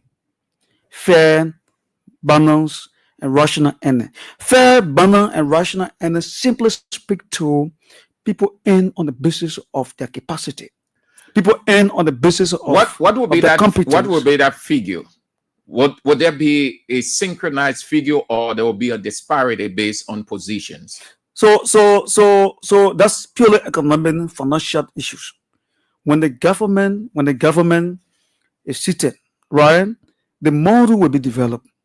But what we can show, if you're a high school graduate, if you're still in college, there'll be an internship. We create an opportunity where people can live. If you're an engineering student, there'll be an opportunity where under our regime you'll be an internship. Normally, those are things people do, and you get sector understanding before being integrated. How into many the sector. dollars minister will earn? Will all the ministers earn the same amount of money? So basically, we want to speak to the civil servant director. I mean that bringing experts on board to look at the model of economy we'll be having, the LRA, how much they're going to generate, because they were saying this revenue, this is what we can generate. We cannot speak to that when we are still in the forming stage. That look, we have established a full salary structure. Priority will be placed on civil servants. That's what I said. The policies are already, they're ongoing. The thing about it, maybe the next time come here to discuss the integration, the policy formulation, and what are the strategy, the methodology we're using. I will give you, I mean, I should have done it, but I need to give you some pictorial look so you can understand the vision of the party, and you understand the cream, the brains, the categoricizing that behind the political party, and know exactly where we are heading. You are an opposition political party. From where we are, how are you going to approach the government? What will be your position? You're going to be realistic? You're going to be critical? You're going to be combative? Our style of leadership, like I tell you, Honorable G. Wizard Blambo, members of this, you're going to be combative. You're going to be realistic. No, we are ideal policy-oriented party. This party will correct you when you're in the wrong. This party will allow you when you done something that is appropriate, that is acceptable. This party can also advise you. Okay, so the thing about it is, like for all of us, right? If I say, "Oh, St. Andrew is a witch, you should leave now," I'm having an auction, and that's why we call an opportunity. If we tell you that this is what you do, and you went wrong on XYZ, and you don't listen, then of course the compare and complied approach and ideology can be introduced. But as long as, for example, if I used to leave from here and go to my hometown, and I found out that something significant had been done because of the revenue generation, right, or that be generated, of course, yes, we acknowledge that. But then we're also curious, and we'll be curious sufficiently to know, I mean, how much is the resources that have been put into the infrastructure, right? And how do we get a fair look of the investment in the infrastructure? All the team must also be encouraged. Open governance and inclusiveness should be encouraged under our regime. So, I mean, we just want to do it differently. We don't want. In fact, we don't think about having people who have multiplicity functionality in the government. Have one minister. What kind? I got that. What kind of legislature you envisage? Your party envisage under your government? Well, our government is Robert Stem, toes and fro. Our government is very potential and intentional about having a legislature that will be pragmatic, we look forward to a pragmatic legislature.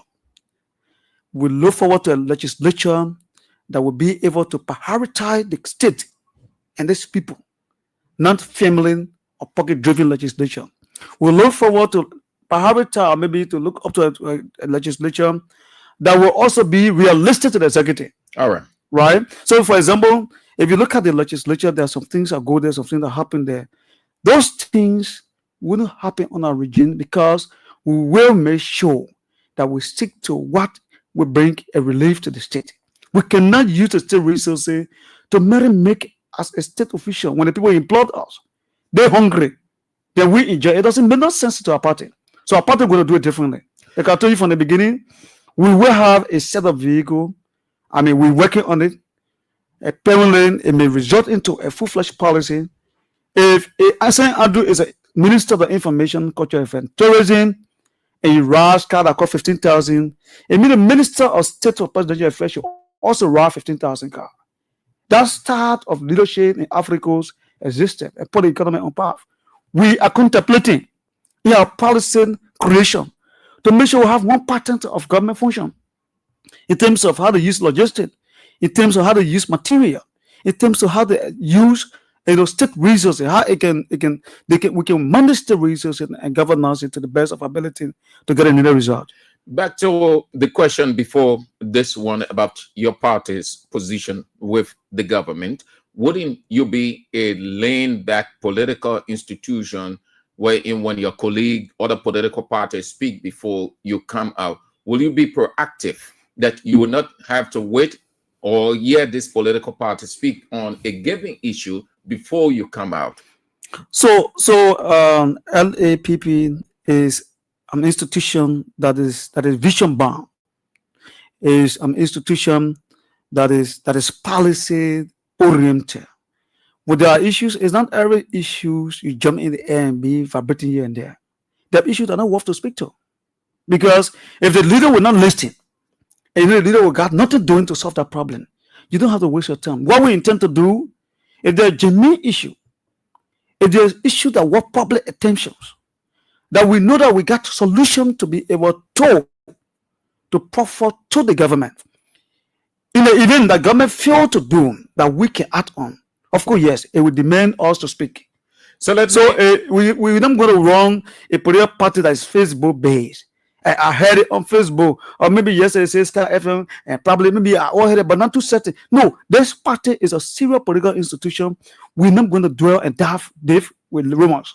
We're not dwell, we're not dive, we're not live with rumors. So we will speak on issue when it is necessary. When it is, yes. It got the substance. It got the substance, it got the value that have to deal with the interest, the general interest of the state. Of course, yes, we will take the lead. So here's the first test for your political party. Right. What's your position on the government accepting Garcia on humanitarian ground, they say?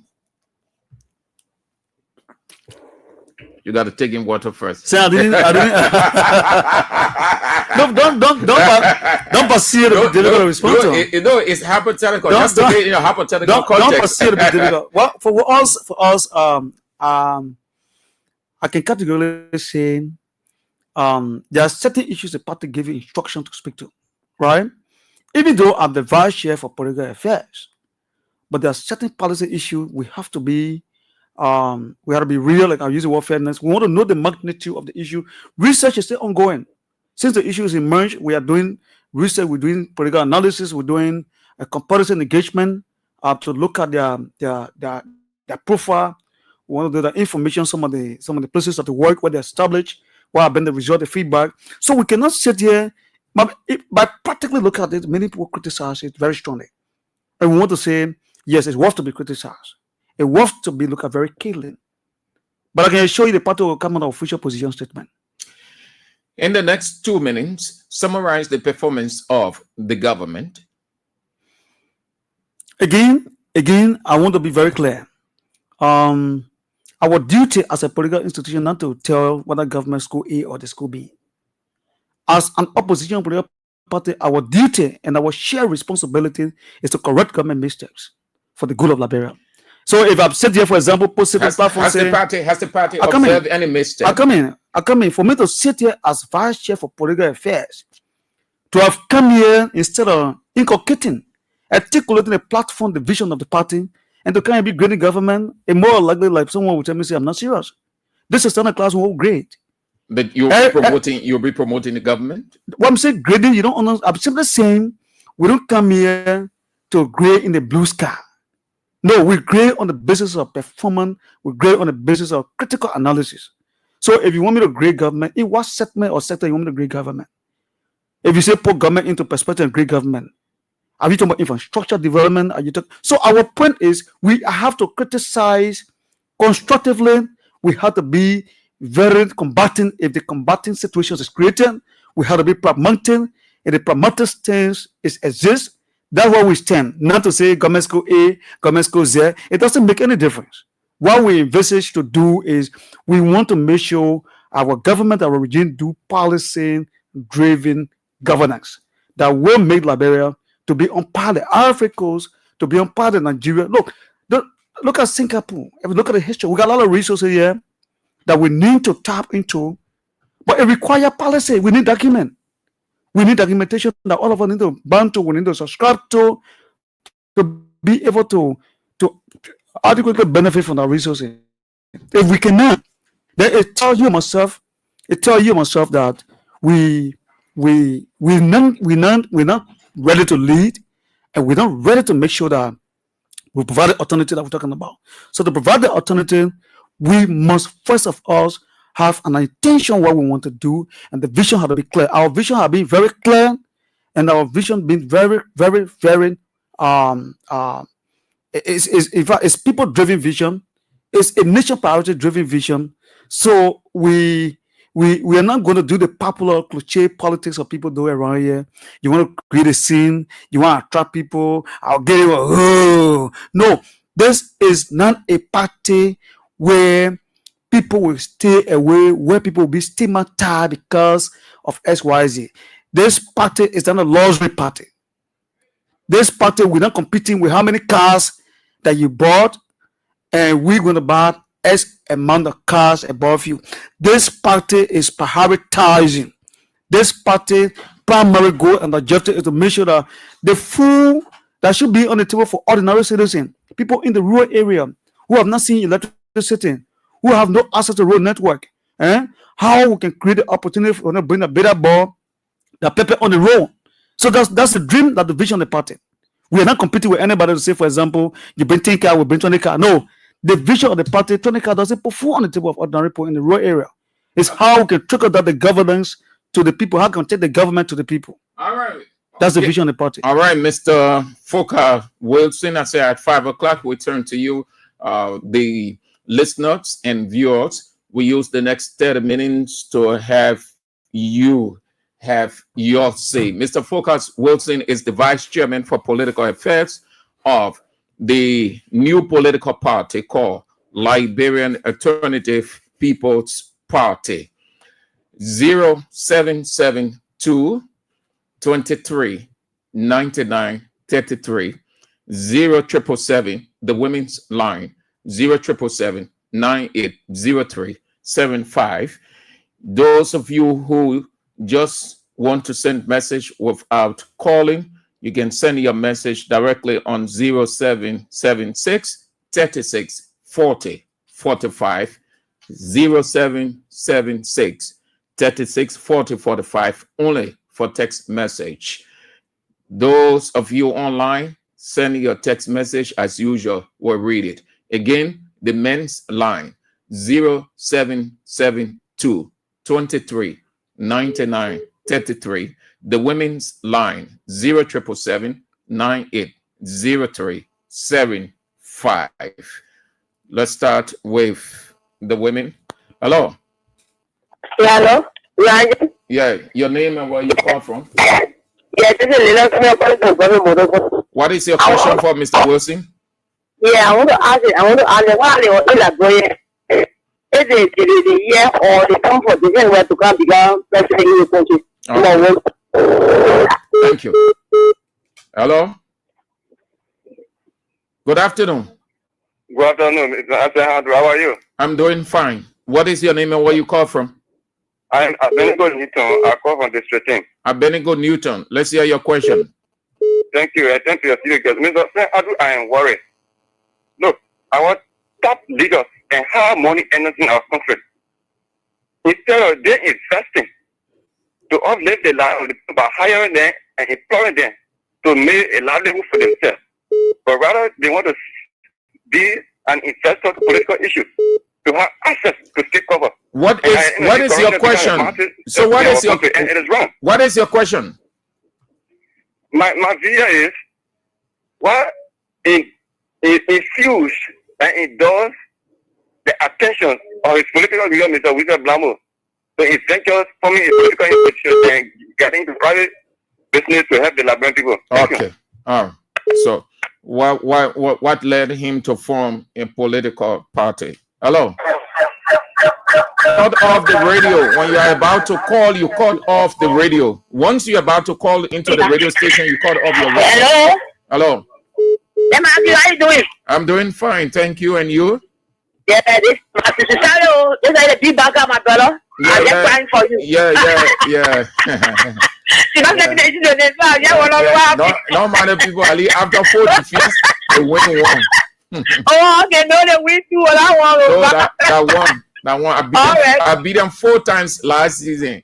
So okay, last season, wait small. You saw after the game. What did you see? And you saw them celebrating as if they not win Champions League or La Liga. That because I told you. The picture was too high on Baka. So that's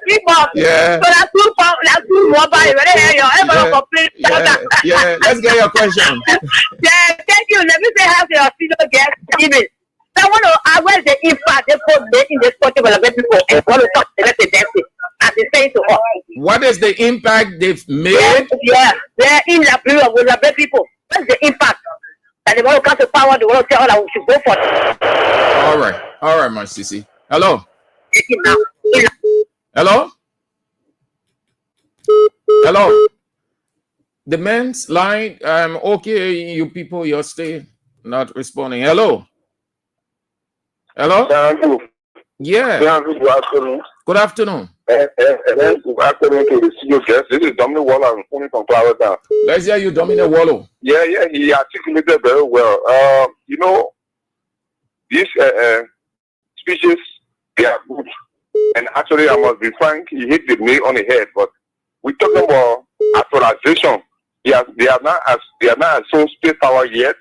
He made fine speech. Listen to that. But our brain people have tired of listening to speeches because even some people sounded more than him. But today, some of them said they were having 150 in their account. They were preaching the transparency. Now today they say we'll leave 5,000. We only take 5,000. Today everything just has scatter. So all these things here, they are good speeches. We listen to them. But the actualization, like when people want transformation in their life, these speeches are good. But when people come to power and they do the opposite, then it frustrates like brain people. But to be honest, I listened to him very well. He articulated very well. But we are not looking for English. We're looking for particular thing. What do we do when it comes to power? All right. Thank you. Hello. Yeah, good evening. Yeah. I'm Dennis Nova, Dennis George Johnson. All of these guys who talking this way, once they are working with government, if they want to go wrong for any other area for government, they resign. And my only message I had to give to this present government, they resign. All right. And when they resign, when they go, they feel, they come back, and let with them now. Okay. Hello. Cut off the radio. Before you call, cut off the radio. The radio shouldn't be on your call. You are not even understanding yourself. Hello. Yeah, hello. Yes, hello. Yeah, how you doing? I'm doing good, thank God. And you? Okay, I'm good. Let me say thank you to what is your name? Friend and brother Poker Wilson. What is your name? This is Evan J. Smith from the Liberia Authority People's Party. Let's hear you. Thank you. Let me say thank you to my brother. All is been said. We are just looking forward to see how best we can do all we think we can do to get the Unity Party out of power. Thank you. Hello. Hello. Hello. Yeah, how are you? Fine. See, I've been calling about that. What you want? I want to get there. No more. I know you are. All right. Later. Hello. Hello, sir. I'm good. Mr. Swain? Yes. Let's hear you, Mr. Swain from West Point. All right. Thank you very much. Well, I say thank you to our studio guest. He really spoke well. But you see, all of this, the drama we say is here from the surface. There are a lot of things that can be done by you can complain. What have you, instead of, getting to political affairs, what have you. So these people, they want to tell us that when you get in, when you now become president, you're abroad, then there's nothing. So what they want to say, getting into politics, and I think when they lose down, then they go up, you go in the diaspora, they go sit down to govern that money again and come back. So all of these things are things. They need to think. So what really the gain power, what we stand as a Liberian to gain from them. Thank you. Hello. Hello. Your name, where you call from? My name is Albert Jonathan Brooks. I'm the administrator of the national headquarters of the Liberian Party. Let's hear you, Brooks. Yes. In a special way, let me commend my company ideologue in studio, Wilson, and salute my political leader. Hello. You went off. You got to check your network where you are. Change your location. Hello. Hello. Hello. Yeah, how you doing? Fine. Yeah, it's Mr. Bear. Let's hear you. Yeah, thank you ever so much. But my advice to Honorable Richard Blamo, let them try to create job opportunity for the Liberian people, then they can organize a new political party. Thank you.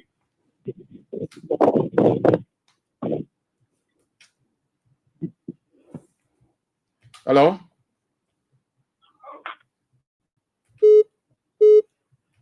Hello. Hello. Good afternoon, sir. Good afternoon. Yeah, this is Edmund Craft, and I'm in District 5. My question, I didn't hear you say anything about the disabled community. What is there for persons living with disabilities? Because we have about 800,000 or more than that persons living with disabilities. So as a new political party, what is there for persons living with disability? Two, what is your view about the invalid vote being caused by the multiplicity of political parties in the country? Because when the people go in the pool to vote, you have on the 2, you have on the 3, they are confused. So why is your view about that is also contributing to the invalid vote in the country? And lastly, are you ready here to win election, or you have come for political accommodation? Second round, we get support. Then we are accommodated. Thank you. Okay, Mr. Carr. Hello. Hello. Hello. Hello. Hello? Yeah. Yeah, hello? Sorry. You are on the air. What is your name and where you come from? Wait now, Lady of Fremont, take time. Lady of Fremont from Brownville. Yeah, I said I want to say yeah, concerning I said I want to say the president is saying that for the without permitting without enough. Without I not do the one, let it be different child, different for 2020 now. I want to say to me. Okay, thank you. Hello. Hello, Sam. Yeah. Thank you for the platform. I just want to ask your studio guest, what is your name and where you come from? I am Charles Ambrose calling from Ghanaville. I just want to know, is this not another old wine in new bottle? And then another thing is that I want to say have my sympathy for the death of Pastor Leonard yesterday, because it's very massacre you people, but it was just the help of the referee that say you for the shame. Pastor Leonard friend usually always taking history from the gear of your sources. Okay, yeah, that is understood. So repeat your question so Wilson will understand it good. What was your question to Wilson? I want to. Okay, thank you. My question was the studio guest. Yeah, okay, thank you. Hello. Say Andrew. Yeah. This is Wilson Sabato calling from Jikotan Ria. Let's hear you, Sabato. Okay. Say Andrew is thank you, technical generally. I want to ask the studio guest. I'm not doing anything, President. What I'm saying to you is you were able to tend to Sabato eat because we are hungry. That's the question. Question number 2 is no, Sabato, wait. Sabato. You show that you will be president for Liberia. Please wait for 2029 when you will move from Italy, you get the seat. In Jesus' name. You asking a question or you making statement? Which one, Sabato? Hello. Yes, hello. Your name, where you call from? Name is Sam Testimony Junior. Sam Testimony Junior. Yeah, I call you from Jacobtown. Thank you. A big thank you to your studio guest. I have 2 questions to ask your studio guest. Number 1 question is this. I want to know from him what mechanism he has put into place to bring about employment among the youthful generation of this country as a political party. Number 1. Number 2, when his party is elected as in the presidency, I want to know what are they intending to reduce unemployment, which is one of the major causes of worries for many people living within this country. I want to know that. Thank you for having me on the line. And then remain within same testimony. Okay. To call you for check-up. We'll take 2 more, then we turn to Mr. Wilson to respond. Hello. Hello. Hello there, Malcolm Ideologue in studio. This is Albert Jonathan Brooks. The administrative wife of the National you call first, Mr. Brooks. You are on the air first. Yes. You call first. You made your position went off. Anyway, just do it briefly. Time. Hello? You are still on, Chief. Hello? Hello? Hello? Hello there. The men's line. I'm okay, you people. Hello? Okay. Hello? Yeah, you on the line. Talk, my man. You on the line. You can talk? Yeah. This is Jerry Dietler calling from Mikutown. Who? Jerry Dietler calling. Let's hear you. Can you hear me? Chief, you are on the air. Everybody listening to you. All right. I want to ask the studio guest, what has the standing bearer of this new political party done when he served in the previous government? All right. That's my question. All right. Everybody. The last one. Hello? Hello? Hello? You went off. Okay. Thank you. Mr. Wilson, you can respond.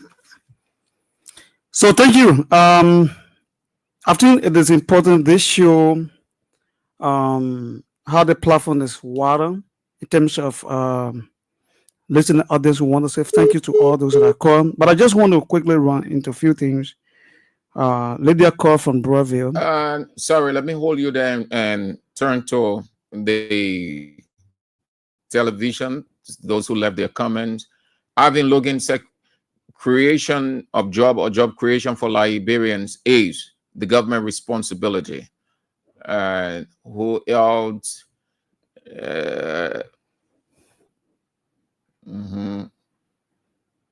Okay.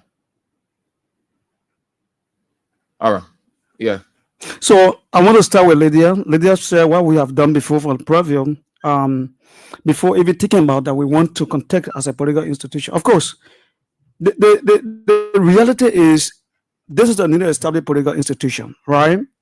And as a or I can say maybe as a political institution, we might not have built skyscraper as people are imagining, right?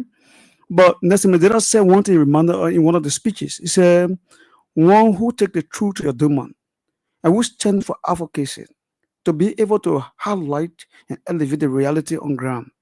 That man is the best option for your life because he empower you with the sophistication in terms of telling the truth so you can be able to determine from the wrong and the right. So this practice stands for making sure we enlighten the mind of our people. With this practice is developing a policy to criticize government constructively. This party is making sure to be able to correct the mistakes of the government and reverse the government in the gear. I know you are proceeding wrong, and this is how you should be proceeding because we are giving the mandate, and this is how you're supposed to lead. So, in the broad spectrum, we are exercising and putting democracy into motion. I think it means a lot. Today, Lydia is telling me what we have done. She wants to know because she monitored the platform and seeing the kind of exposing the suggested barrages of governance lifestyle that we are developing. I think that what got attracted. The second person is Abenico. Abenico need to talk about he's worried. Instead of we investing into some investment, but the political leader is interested in investing into politics. Let me say this. We are talking about governance, it's not about investing into political empire. We are discussing government. Every investment, whether in the private sector, whether in the video business, whether it is a government, the central to stabilize and effectively run the state and make sure investors are protected is political governance, is political leadership.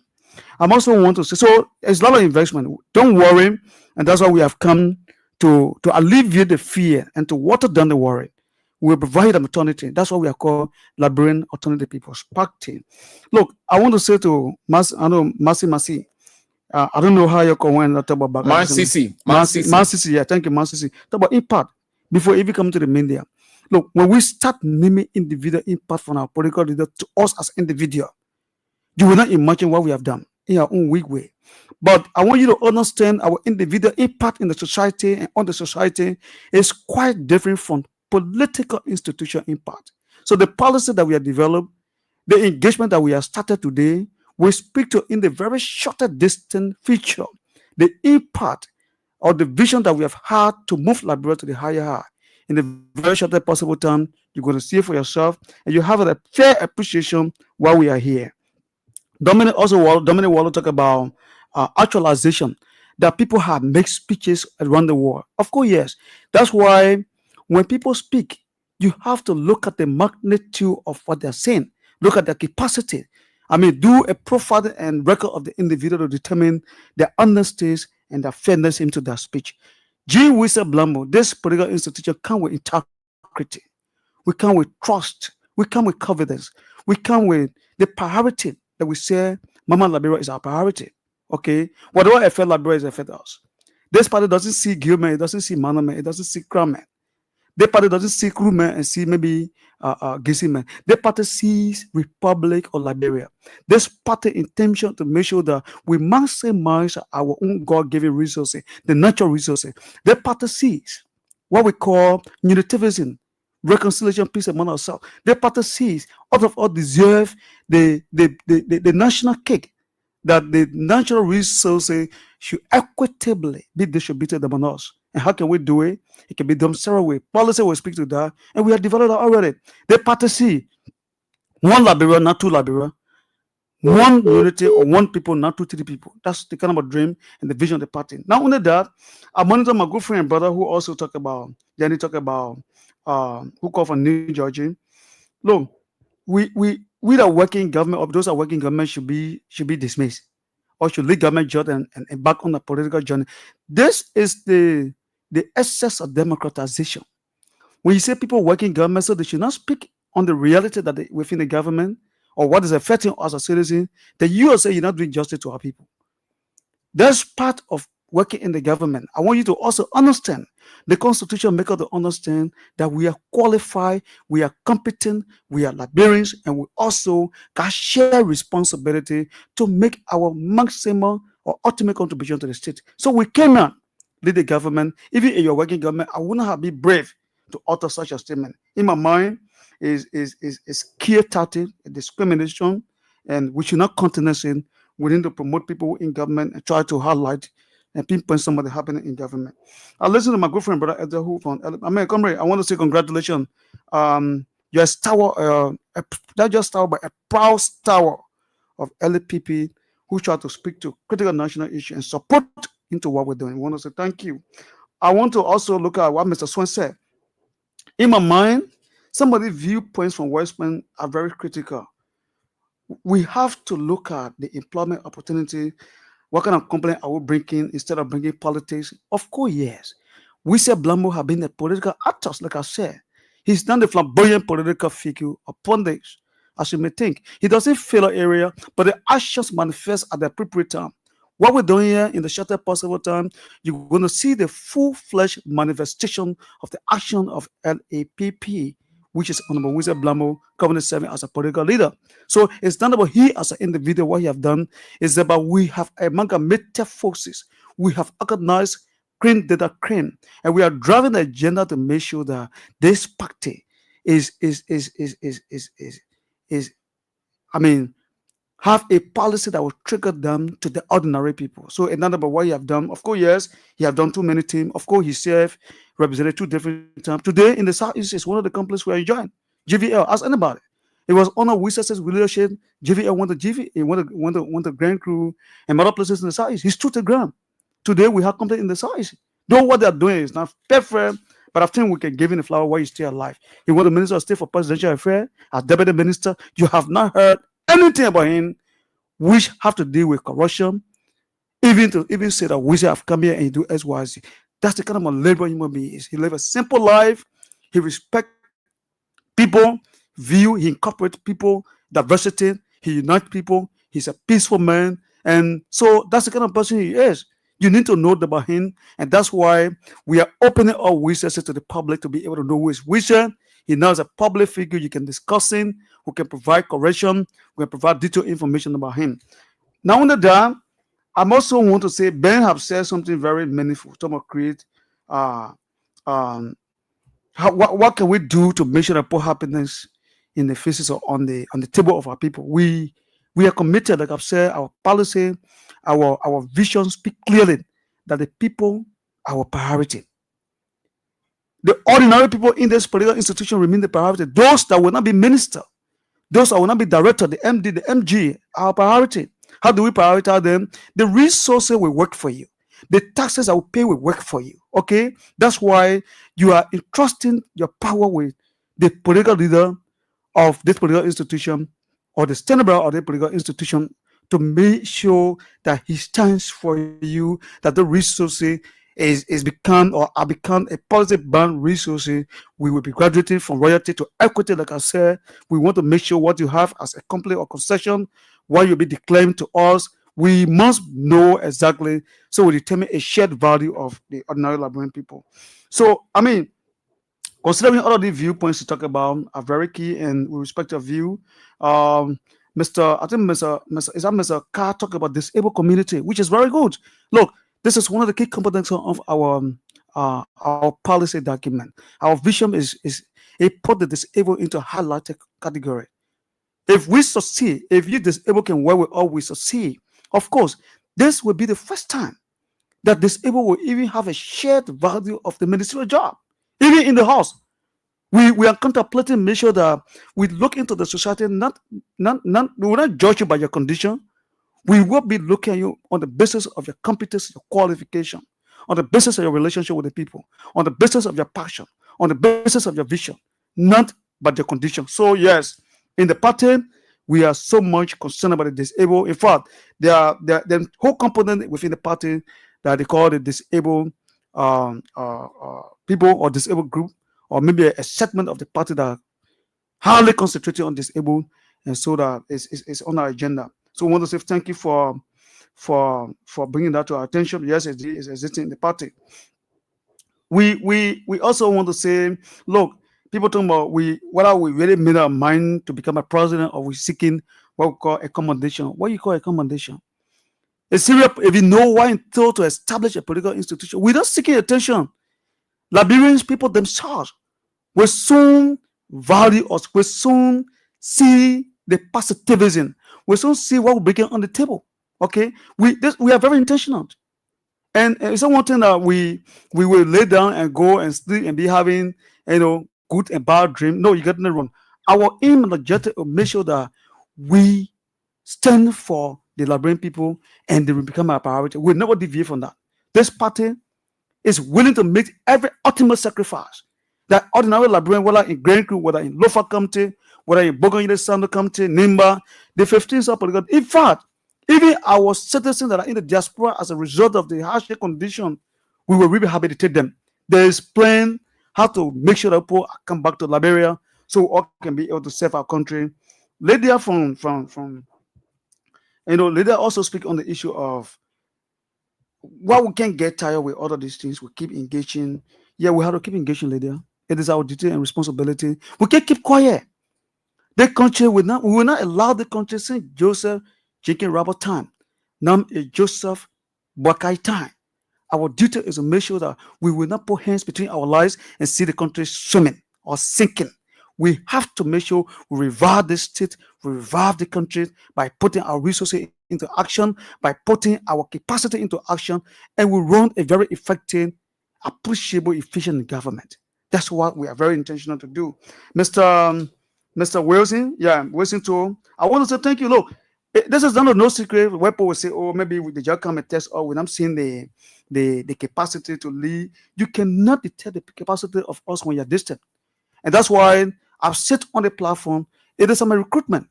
Many of you guys are scholar out there. We tell you, come on the boat. Let's join the boat that will be able to liberate. For all we're going to liberate, because we found that this state need liberation, and we are prepared for that. And lastly, I want to say, look, it's good because we heard too many testimony also talk the same thing. It's important for us to make sure that you talk about employment opportunity, what mechanism. So I told you, every Liberian deserves better. This is one of our pillars in our policy document, in our vision. Every Liberian, whether you're from poor family, whether you're from rich family, middle class family, every Liberian deserves better. And that better is you must be placed. Whether you go to school, you're educated or not, there's a placement in our government for you. So our government is to restore the lost hope, to be able to revive the large value, the damaged image over the year. We want to make sure that the image is repaired and the lost hope is regained and we repaired every other thing that they require. Lastly, on the B, the guy who from Nikutam, who called from Nikutam, I want to be man. I want to say thank you. Yes, so we're going to reach out to everybody. You're asking what on the Blambo have done, or maybe what the party have done in previous government. That I gave you some synopsis and highlights of on the Wizard Blambo. Today, Southeast go there, especially the Grand Crescendo. Say on the whole regime, what was the role that he played? Of course, yes. So we will say more, but this is a very distinguishable character we're talking about. Someone who have an impeccable, I challenge anybody to come on the media. What I'm sitting here want to tell me that Wizard is LYZ. Wizard is a covert individual, but Wizard is an action-oriented and result-oriented individual. So you don't underestimate him. We come here to say, we're out of time. So my parting statement, I want to say, this is a glorious opportunity that the LAPP is making maximum use of the invite. We appreciate the Kiss FM family. We appreciate the management. I want to say my revolutionary greeting to those I called, those who so much desire to call, but they couldn't go through. This will not be the first time. We are just rekindling our stand. So what you're going to see more speeches, you're going to see more experts coming to the radio station with different portfolio, articulating how can make Liberia better. Thank you for the opportunity. My greeting to you, our esteemed and distinguished political leader and our leadership of the LAPP. We're proud, and as we're proud, the proudness will give it back. We redonate to the Liberian people. May God bless us as LAPP is gearing out to make sure that we shake and twist and fought Liberia. Okay, sir. Thank you so much. He is Mr. Foka Wilson, Vice Chairman for Political Affairs of the new political party on the block, Liberian Alternative People's Party, my guest on Real Talk. This is how we go home on the show. At 6 o'clock, King's Newsroom, and then 6:50, Isiaka Sharif is in with CDC Hour, which will take us to 8 o'clock. The doctor himself is in, the only teacher of the land, the light, Anthony at Law, E.B. Wynn, with Face the Issues. If God permits, we're back tomorrow. I'm Sam Andrews.